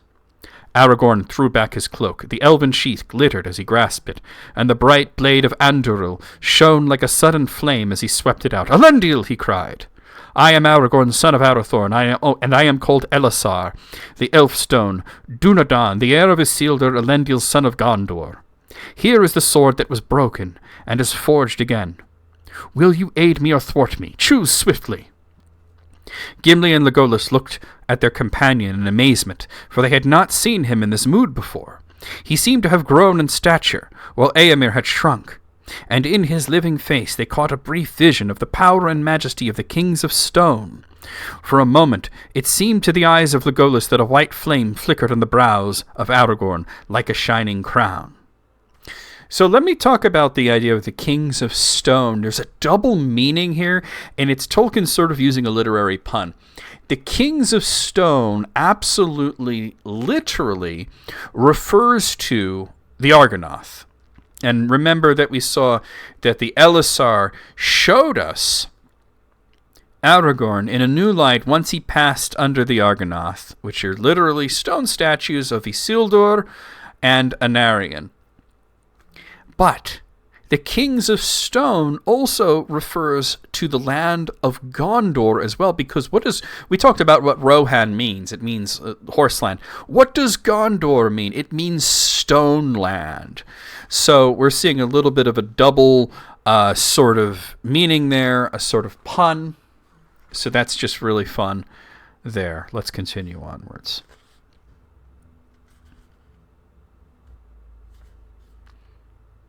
Eomer stepped back, and a look of awe was in his face. He cast down his proud eyes. "These are indeed strange days," he muttered. "Dreams and legends spring to life out of the grass. Tell me, Lord," he said, "what brings you here? And what was the meaning of the dark words? Long has Boromir, son of Denethor, been gone seeking an answer, and the horse that we lent him came back riderless. What doom do you bring out of the north?" "The doom of choice," said Aragorn. "You may say this to Theoden, son of Thengel. Open war lies before him, with Sauron or against him. None may live now as they have lived, and few shall keep what they call their own. But of this great matters we will speak later. If chance allows, I will come myself to the king. Now I am in great need, and I ask for help, or at least for tidings. You heard that we were pursuing an orc host that carried off our friends. What can you tell us?" "That you need not pursue them any further," said Eomer. "The orcs are destroyed." "And our friends?" "We found none but orcs." "But that is strange indeed," said Aragorn. "Did you search the slain? Were there no bodies other than those of orc kind? They would be small, only children to your eyes, unshod, but clad in grey." "There were no dwarves nor children," said Eomer. "We counted all the slain and despoiled them, and then we piled the carcasses and burned them, as is our custom. The ashes are smoking still." "We did not speak of dwarves or children," said Gimli. "Our friends were hobbits." "Hobbits," said Eomer. "And what may they be? It is a strange name." "A strange name for a strange folk," said Gimli. "But these were very dear to us. It seems that you have heard in Rohan of the words that troubled Minas Tirith. They spoke of the halfling. These hobbits are halflings." "Halflings!" laughed the rider that stood beside Eomer. "Halflings! But they are only a little people in old songs and children's tales out of the north. Do we walk in legends, or on the green earth in the daylight?" "A man may do both," said Aragorn. "For not we, but those who come after will make the legends of our time. The green earth, say you? That is a mighty matter of legend, though you tread it under the light of day." "Time is pressing," said the rider, not heeding Aragorn. "We must hasten south, Lord. Let us leave these wild folks to their fancies, or let us bind them and take them to the king." "Peace, Eothane," said Eomer in his own tongue. "Leave me a while. Let the Ered to assemble on our path and make ready to ride to the Entwade." That part always gives me goosebumps as well. It's just such a great part. Elendil, and everything that comes after it. You just get these moments of greatness from Aragorn that, give you sort of the minor catastrophe in that sense. Muttering, Eothane retired and spoke to the others. Soon they drew off and left Eomer alone with the three companions. "All that you say is strange, Aragorn," he said. "Yet you speak the truth, that is plain. The men of the Mark do not lie, and therefore they are not easily deceived. But you have not told all. Will you not speak now more fully of your errand, so that I may judge what to do?" "I set out from Imladris, as is named in the rhyme, many weeks ago," answered Aragorn. "With me went Boromir of Minas Tirith. My errand was to go to that city with the son of Denethor to aid his folk in their war against Sauron. But the company that I journeyed with had other business. Of that I cannot speak now. Gandalf the Grey was our leader." "Gandalf!" Eomer exclaimed. "Gandalf Greyhame is known in the Mark, but his name, I warn you, was no longer a password to the king's favour. He has been a guest in this land many times in the memory of men, coming as he will after a season or after many years. He is ever the herald of strange events, a bringer of evil, some now say. Indeed, since his last coming in the summer, all things have gone amiss. At that time our trouble with Saruman began. Until then we counted Saruman our friend, but Gandalf came then and warned us that sudden war was preparing in Isengard. He said that he himself had been a prisoner in Orthanc and had hardly escaped, and he begged for help, but Theoden would not listen to him, and he went away. Speak not the name of Gandalf loudly in Theoden's ears, he is wroth. For Gandalf took the horse that is called Shadowfax, the most precious of all the king's steeds, chief of the Maris, which only the Lord of the Mark may ride. For the sire of their race was the great horse of Eorl that knew the speech of men. 7 nights ago Shadowfax returned, but the king's anger is not less, for now the horse is wild and will let no man handle him. So let me talk briefly about Shadowfax, just really quick. So a lot of people wondered, and Eomer said here, only the Lord of the Mark, the king of Rohan, may ride upon the horse that is called the Lord of the Maris, and in this case that would be Shadowfax. And what's really interesting here is that we know from what happens later that Theoden has his own horse, Snowmane, and that the riders bond with their horse. They don't just switch it up like that. So it was mentioned that nobody had ridden Shadowfax until Gandalf did. Who was this horse meant for? And my belief is that the horse was meant for Theodred, who was Theoden's son. So let's continue onwards here. Then Shadowfax has found his way home alone from the far north, said Aragorn. For it was there that he and Gandalf parted, but alas, Gandalf will ride no longer. He fell into darkness in the mines of Moria, and comes not again. That is heavy tidings, said Eomer. At least to me and to many, though not to all, as you may find if you come to the king. It is tidings more grievous than any in this land can understand, though it may touch them sorely ere the year is much older, said Aragorn. But when the great fell, the less may tread. My part in it has been to guide our company on the long road from Moria. Through Lorien we came, of which it were well that you should learn the truth ere you speak of it again, and thence down the leagues of the great river to the falls of Rauros. There Boromir was slain by the same orcs whom you destroyed. Your news is all of woe, cried Eomer in dismay. Great harm is this death to Minas Tirith and to us all. That was a worthy man. All spoke his praise. He came seldom to the Mark, for he was ever in the wars in the east borders, but I have seen him. More like to the swift sons of Eorl than to the grave men of Gondor he seemed to me, and likely to prove a great captain of his people when his time came. But we have had no word of this grief out of Gondor. When did he fall? It is now 4th day since he was slain, answered Aragorn. And since the evening of the day we have journeyed from the shadow of Tol Brandir. On foot, cried Eomer. Yes, even as you see us. Wide wonder came into Eomer's eyes. Strider is too poor a name, son of Arathorn, he said. Wingfoot I name you. This deed is of the 3 friends, should be sung in many a hall. 40 leagues and 5 you have measured ere the 4th day is ended. Hardy is the race of Elendil. But now, Lord, what would you have me do? I must return in haste to Theoden. I spoke warily before my men. It is true that we are not yet at open war with the Black Land, and there are some, close to the king's ear, that speak craven counsels. But war is coming. We shall not forsake our old alliance with Gondor, and while they fight, we shall aid them. So say I, and all that hold with me. The East Mark is my charge, the ward of the 3rd Marshal. I have removed all our herds and herdfolk, withdrawing them beyond the Entwash, and leaving none but guards and swift scouts. Then you do not pay tribute to Sauron, said Gimli. We do not, and we never had, said Eomer with a flash of his eyes. Though it comes to my ears that lie has been told. Some years ago the Lord of the Black Land wished to purchase horses at a great price, but we refused him, for he puts beasts to evil use. Then he sent plundering orcs, and they carry off what they can, choosing always the black horses. Few of these are now left. For that reason our feud with the orcs is bitter.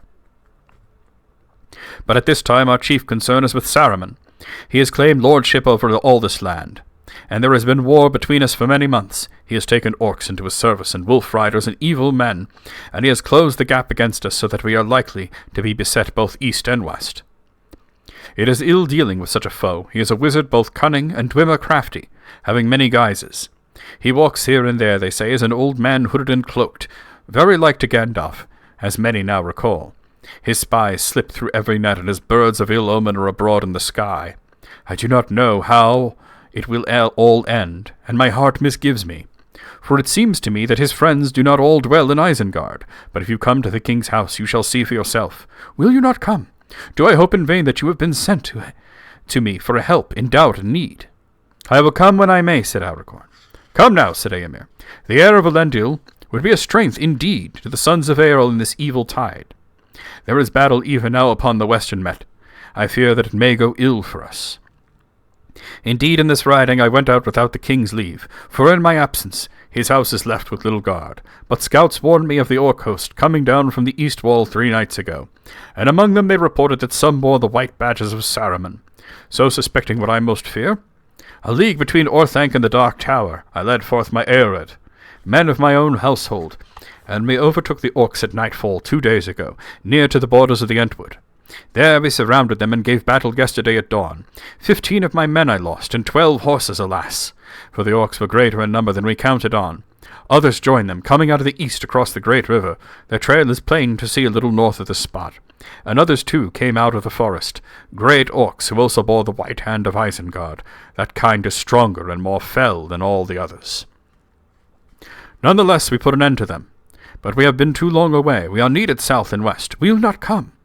There are spare horses, as you see. There is work for the sword to do. Yes, and we could find a use for Gimli's axe and the bow of Legolas, if they will pardon my rash words concerning the Lady of the Wood. I spoke only as all do in my land, and I would gladly learn better. I thank you for your fair words, said Aragorn, and my heart desires to come with you, but I cannot desert my friends while hope remains. Hope does not remain, said Eomer. You will not find your friends on the north borders. Yet my friends are not behind. We found a clear token, not far from the east wall, that one at least of them was still alive. But between the wall and the downs we have found no other trace of them, and no trail has turned aside this way or that, unless my skill has wholly left me. Then what do you think has become of them? I do not know. They may have been slain and burned along with the orcs. But that you will say cannot be, and I do not fear it. I can only think that they were carried off into the forest before the battle, even before you encircled your foes, maybe. Can you swear that none escaped your net in such a way?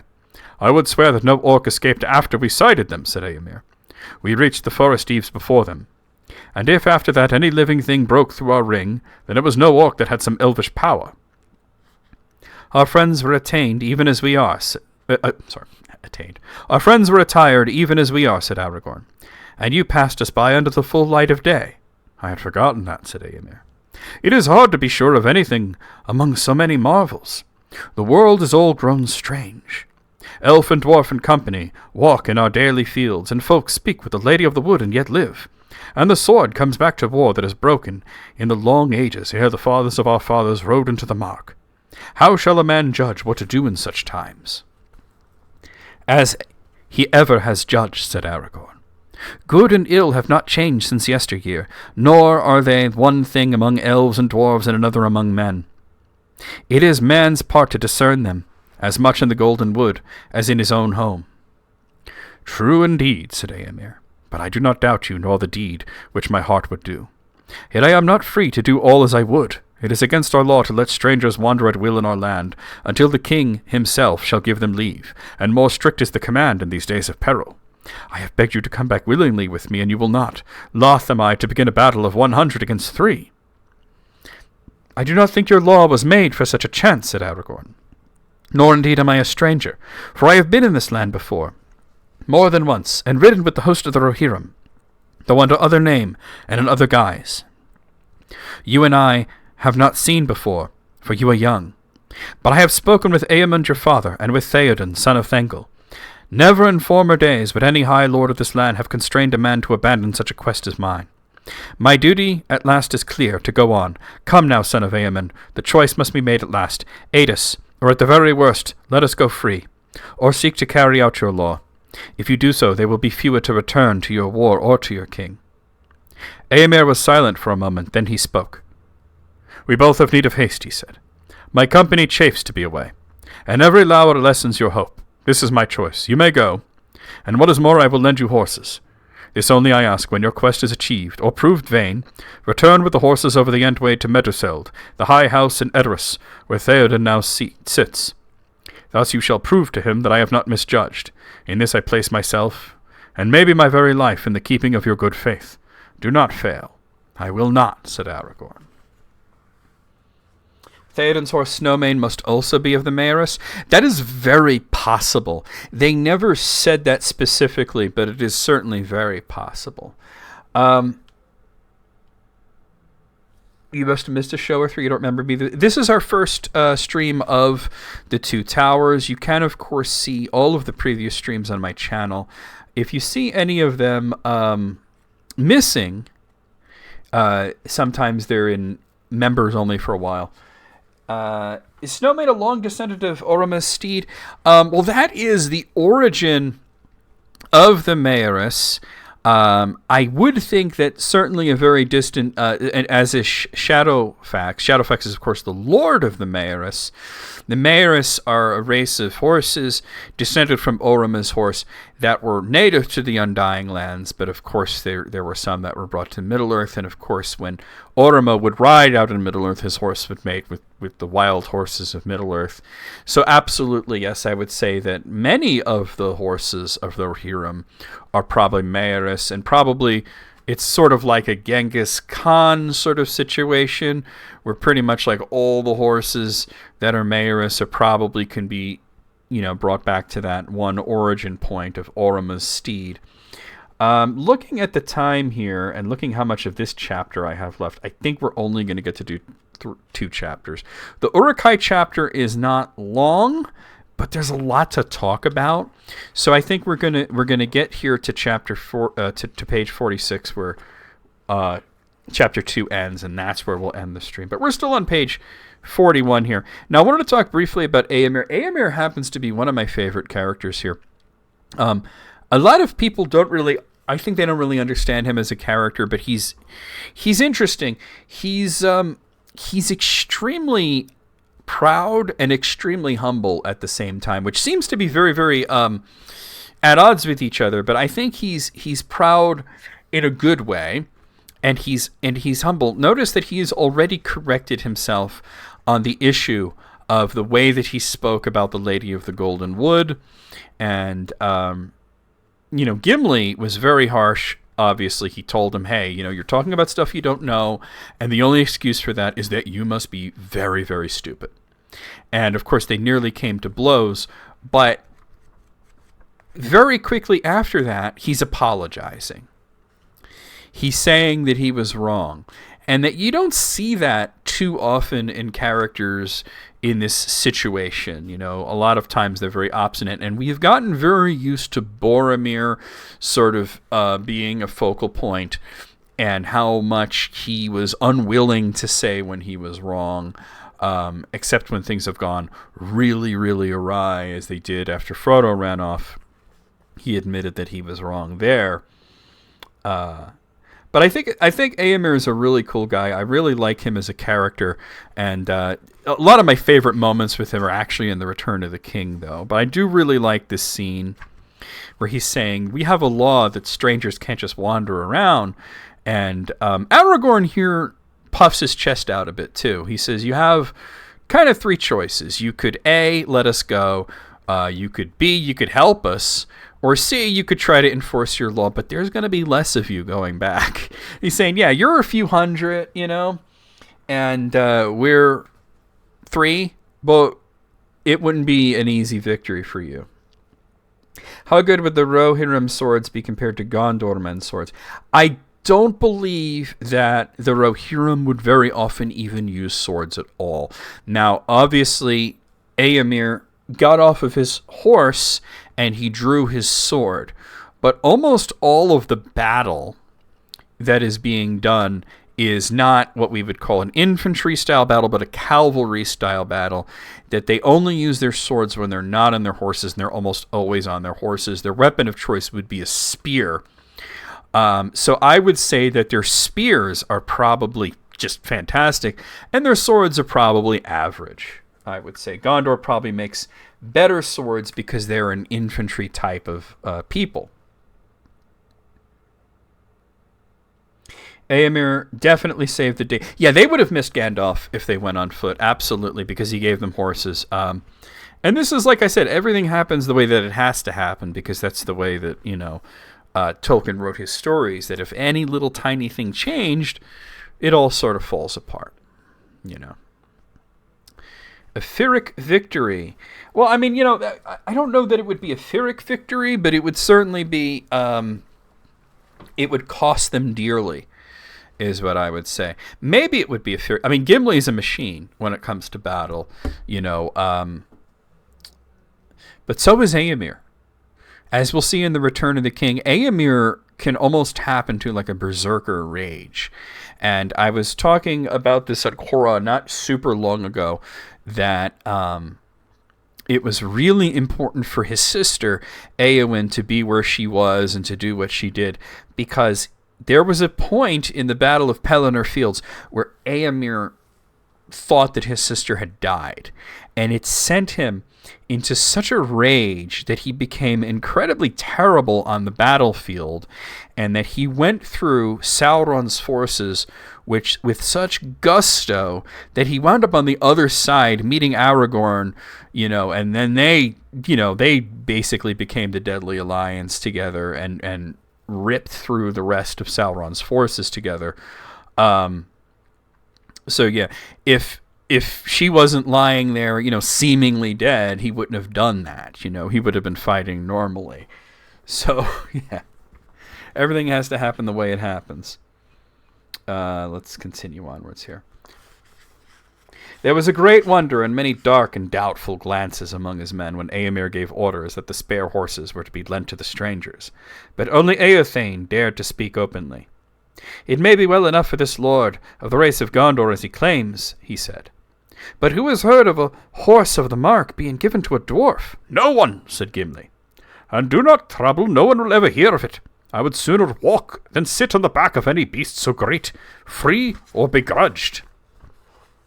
"But you must ride now, or you will hinder us," said Aragorn. "Come, you shall sit behind me, friend Gimli," said Legolas. "Then all will be well, and you need not borrow a horse nor be troubled by one." A great dark grey horse was brought to Aragorn, and he mounted it. "Hasafel is his name," said Eomer. "May he bear you well into better fortune than Gandalf, his late master." A smaller and lighter horse, but restive and fiery, was brought to Legolas. Arod was his name, but Legolas asked him to take off the saddle and rein. "I need them not," he said, and leaped lightly up. And to their wonder Arod was tame and willing beneath them, moving here and there but with a spoken word. Such was the elvish way with all good beasts. Gimli was lifted up behind his friend, and he clung to him, not much more at ease than Sam Gamgee in a boat. "Farewell, and may you find what you seek," cried Eomer. "Return with what speed you may, and let our swords hereafter shine together." "I will come," said Aragorn. "And I will come too," said Gimli. "The matter of the Lady Galadriel lies between us. I have yet to teach you gentle speech."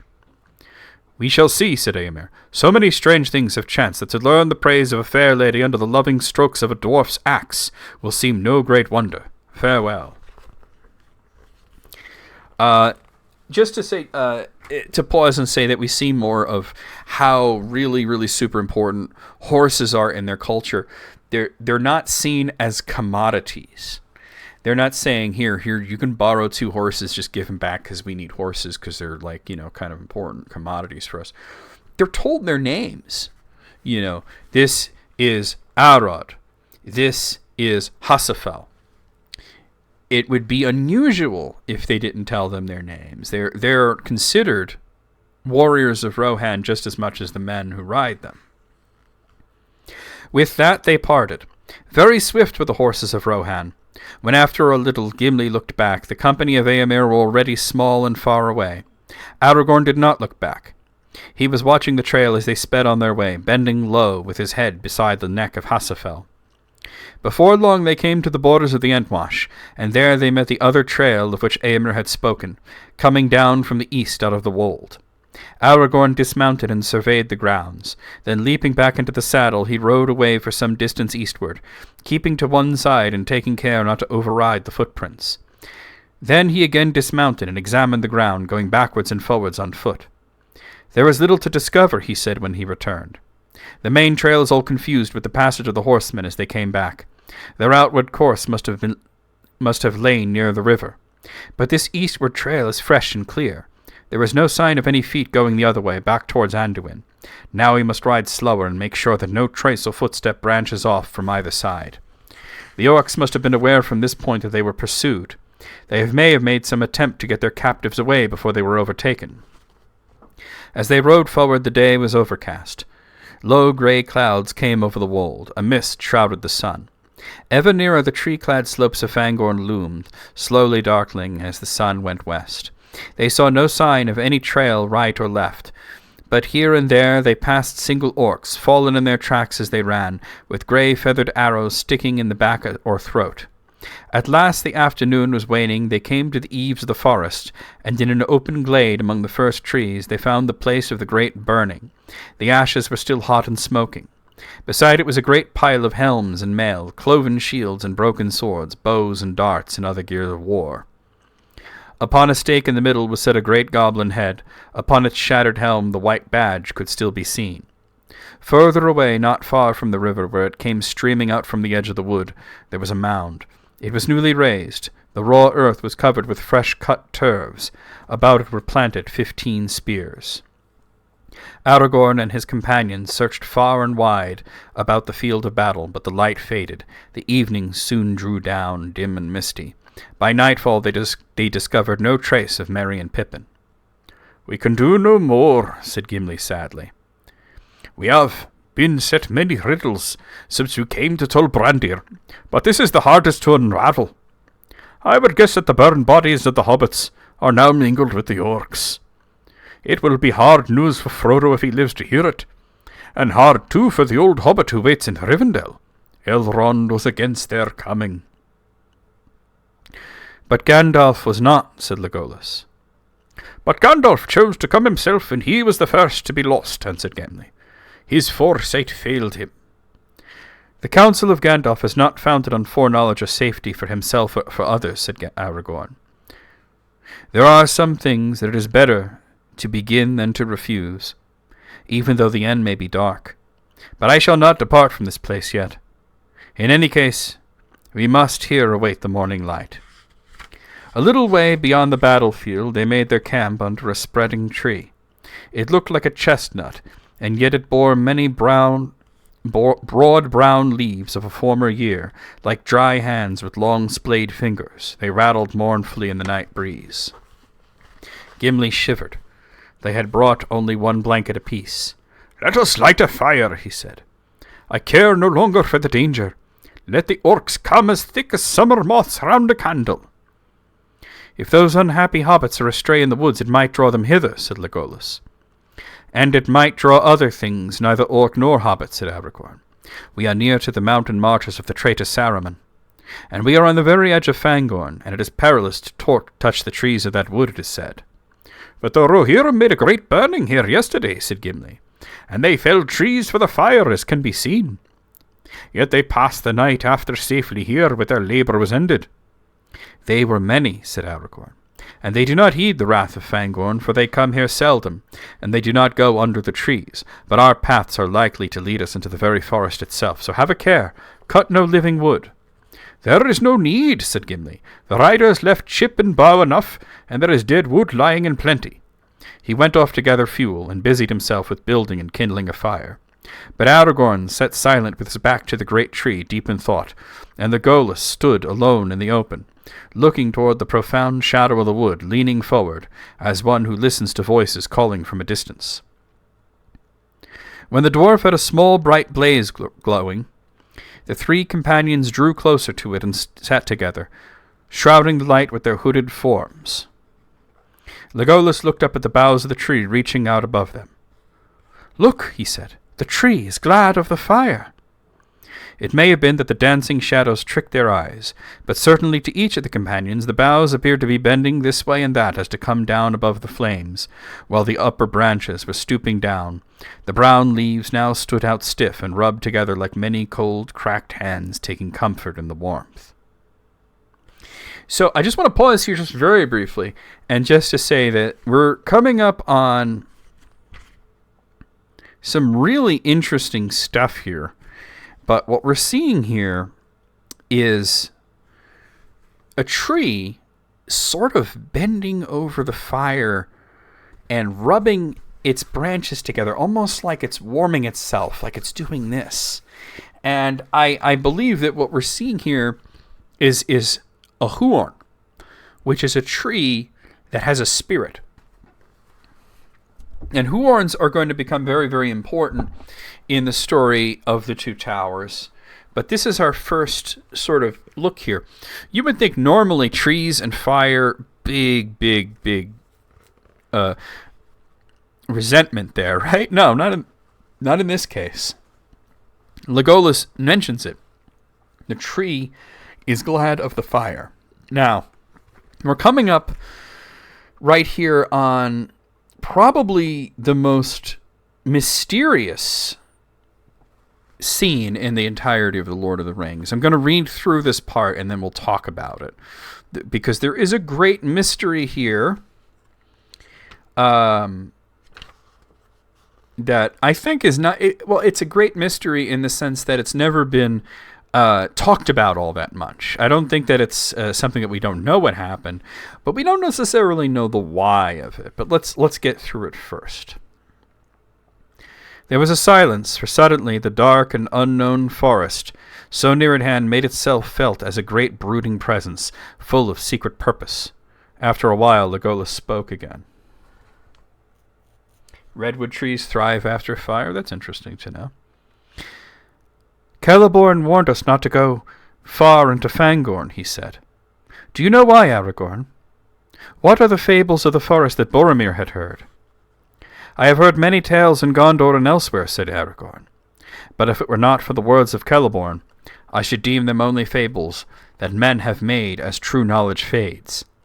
I had thought of asking you what was the truth of the matter. And if an elf of the wood does not know, how shall a man answer? You have journeyed further than I, said Legolas. I have heard nothing of this in my own land, save only for songs that tell how Onodrim, that men call Ents, dwelt here long ago, for Fangorn is old even as the elves would reckon it. Yes, it is old, said Aragorn. As old as the forest by the Barrow Downs, and it is far greater. Elrond said that the two are akin, the last strongholds of the mighty woods of the elder days, in which the firstborn roamed while men still slept. Yet Fangorn holds some secret of its own. What it is I do not know. And I do not wish to know, said Gimli. Let nothing that dwells in Fangorn be troubled on my account. They now drew lots for the watches, and the lot for the first watch fell to Gimli. The others lay down. Almost at once sleep laid hold on them. Gimli, said Aragorn drowsily, remember it is perilous to cut bough or twig from a living tree in Fangorn, but do not stray far in search of dead wood. Let the fire die, rather. Call me at need. With that he fell asleep. Legolas already lay motionless, his fair hands folded upon his breast, his eyes unclosed, blending living night and deep dream, as is the way with elves. Gimli sat hunched by the fire, running his thumb thoughtfully along the edge of his axe. The tree rustled. There was no other sound.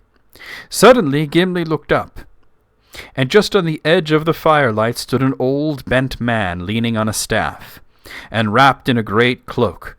His wide-brimmed hat was pulled down over his eyes. Gimli sprang up, too amazed for the moment to cry out, though at once the thought flashed into his mind that Saruman had caught them. Both Aragorn and Legolas, roused by his sudden movement, sat up and stared. The old man did not speak or make a sign. Well, father, what can we do for you? Said Aragorn, leaping to his feet. Come and be warm if you are cold. He strode forward, but the old man was gone. There was no trace of him to be found near at hand, and they did not dare to wander far. The moon had set, and the night was very dark. Suddenly Legolas gave a cry. The horses! The horses! The horses were gone. They had dragged their pickets and disappeared. For some time the three companions stood still and silent, troubled by this new stroke of ill fortune. They were under the eaves of Fangorn, and endless leagues lay between them and the men of Rohan, their only friends in this wide and dangerous land. As they stood, it seemed to them that they heard, far off in the night, the sound of horses whinnying and neighing. Then all was quiet again, except for the cold rustle of the wind. Well, they are gone, said Aragorn at last. We cannot find them or catch them, so that if they do not return of their own free will, we must do without. We started on our feet, and we still have those. Feet, said Gimli.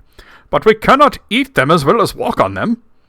He threw some fuel on the fire and slumped down beside it. Only a few hours ago you were unwilling to sit on a horse of Rohan, laughed Legolas. You will make a rider yet. It seems unlikely that I still have the chance, said Gimli. If you wish to know what I think, he began. If you wish to know what I think, he began again after a while. I think it was Saruman. Who else?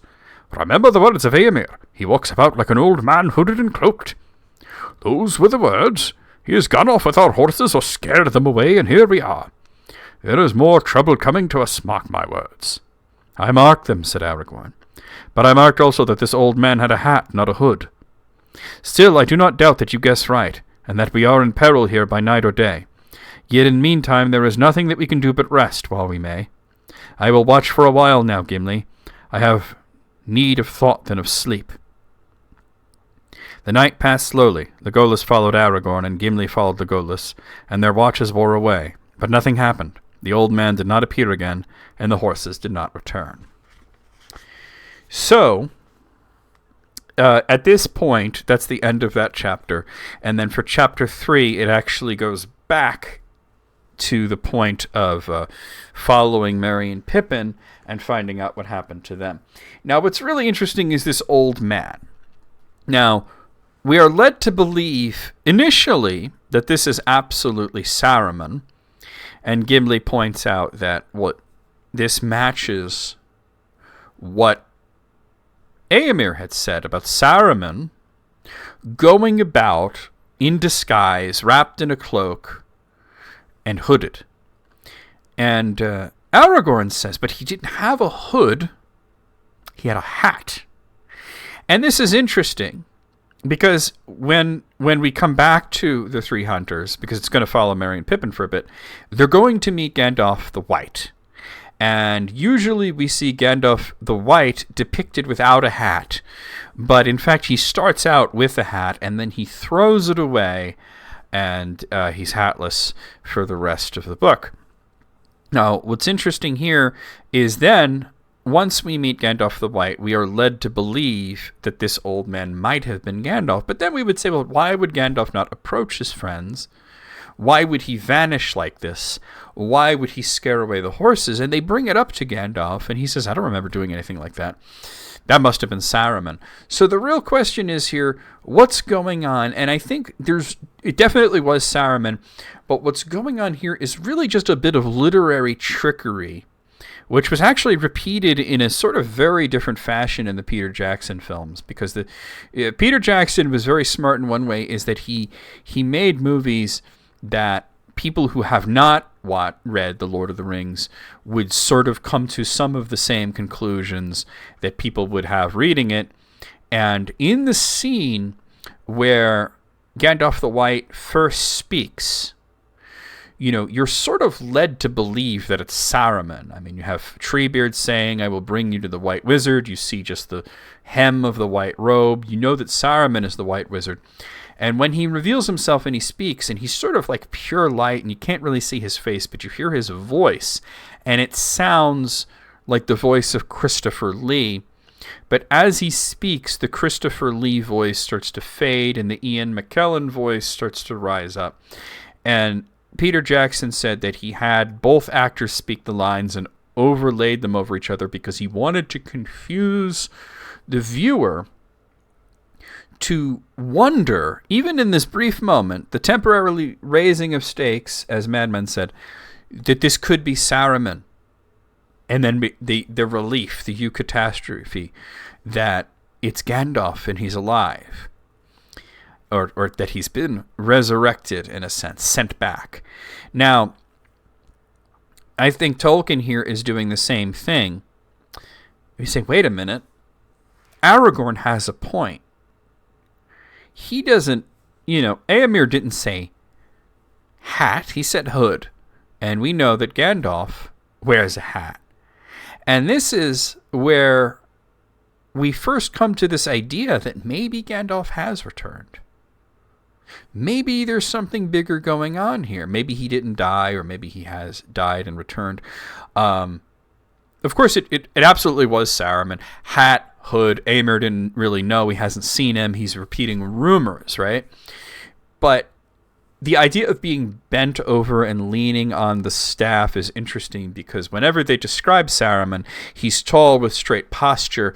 He doesn't lean on a staff. However, when we read Unfinished Tales, it becomes much more clear is that Saruman has, for quite a long time, gone around impersonating Gandalf. And it's part of the reason that Gandalf's reputation in the Shire suffered so much between The Hobbit and The Lord of the Rings. Part of it was, yes, Bilbo ran off with him and then came back and he was an even bigger weirdo. But at the same sense, we find out that Gandalf has been trading with the Shire. He's got a whole bunch of pipeweed from the Shire in his stores. And it's really interesting is that later on Gimli makes a comment about wanting to see Saruman because he really wants to know if Saruman and Gandalf look alike. And when he sees his face and he looks at Gandalf and he looks at Saruman, he says they're like and yet not so much. Like and unalike at the same time. And it scared the heck out of me, but thank you for the... Why is that alert so much louder than all the others? Thank you for the subscription. So, and Saruman's up to no good in the Shire, and the hobbits, they see him from a distance, or they didn't really know Gandalf all that well. They see a guy wrapped in a gray cloak, wearing a hat, bent over a staff, with a beard. They think that's Gandalf, right? They don't really know the difference, most of them. The ones that are Gandalf's friends would know the difference, but that's not the ones that he's dealing with. He's not dealing with your Frodos and your Merrys and your Pippins. He's more dealing with your Sackville Bagginses and your Ted Sandymans and that sort of type. Yeah, the less savory of the hobbits, So here's the mystery for me, though. Saruman comes upon them, Gimli and Legolas, Legolas and Aragorn are sleeping. Gimli, is just sitting there playing with his axe, and he just kind of stands there and he doesn't actually do anything.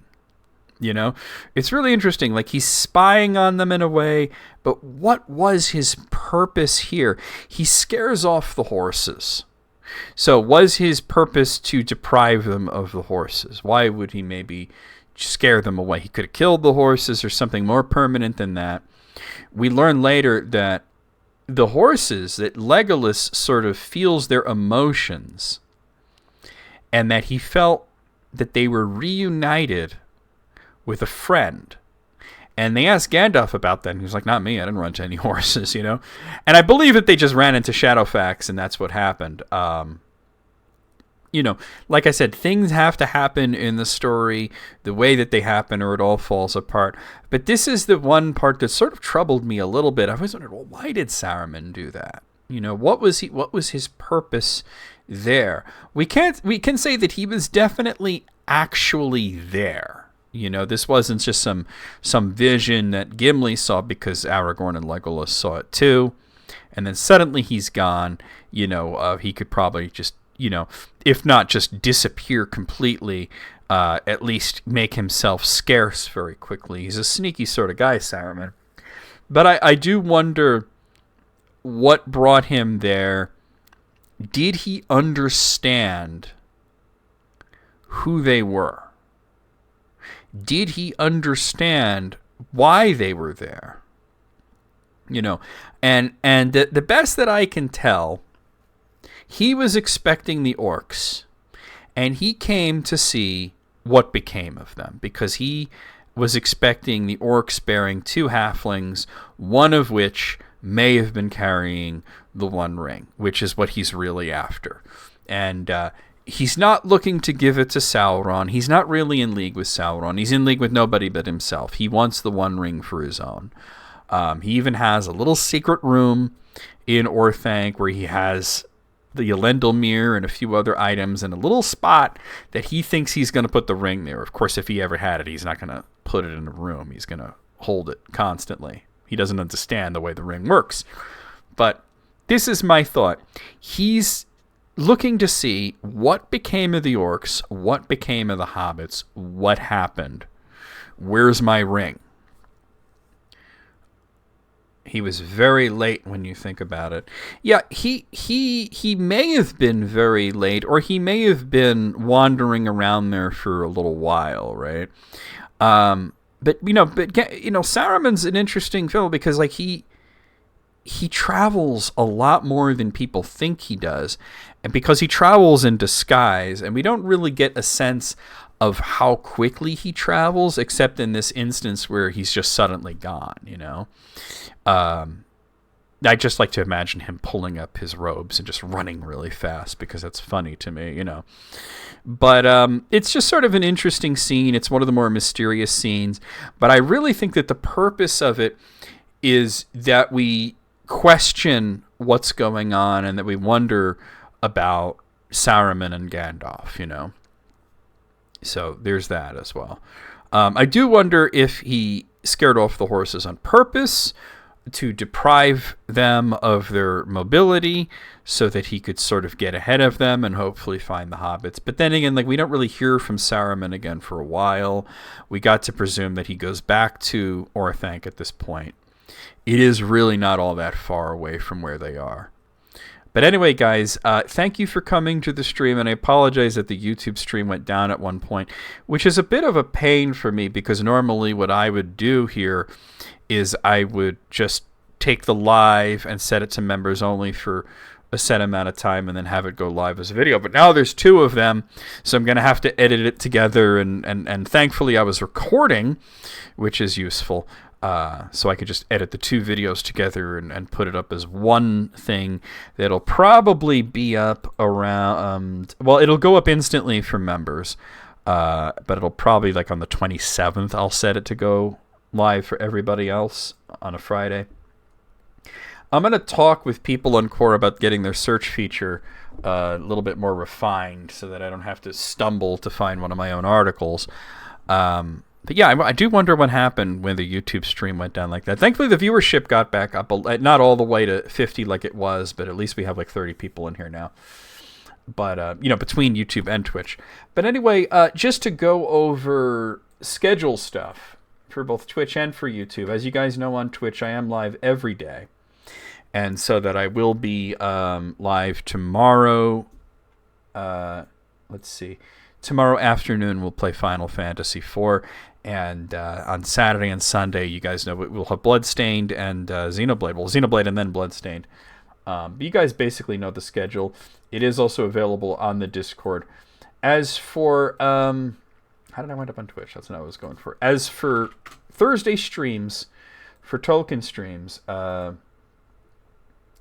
next week on the 19th, we'll continue the Hobbit video game playthrough and analyzing that and everything. And we're sort of nearing the end of that. At least we should be heading into the Lonely Mountain.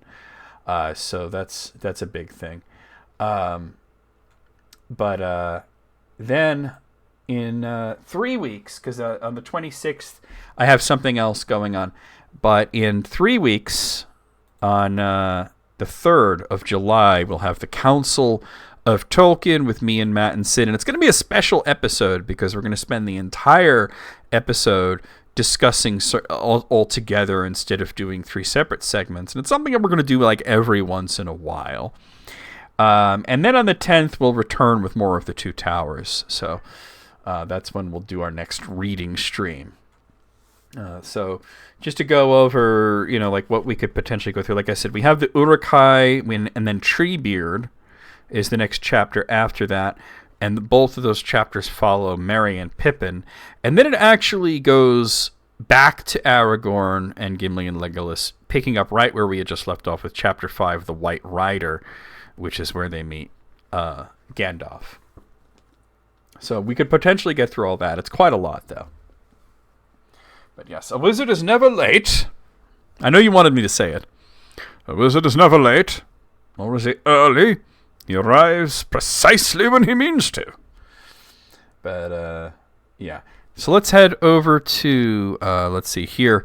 And, yeah. On Twitch, I believe I will lead us off in a raid. On YouTube, the stream is just going to end because they don't have raids there. So let me bring up Twitch and see who we have online that we could raid. I thank everybody for coming by, those of you that liked, those of you that subbed. Consider membership if you want to see videos early and support me in a greater way. We're up to 19 members right now, which is really cool. Let's see if we can, get it up to, in the 20s here.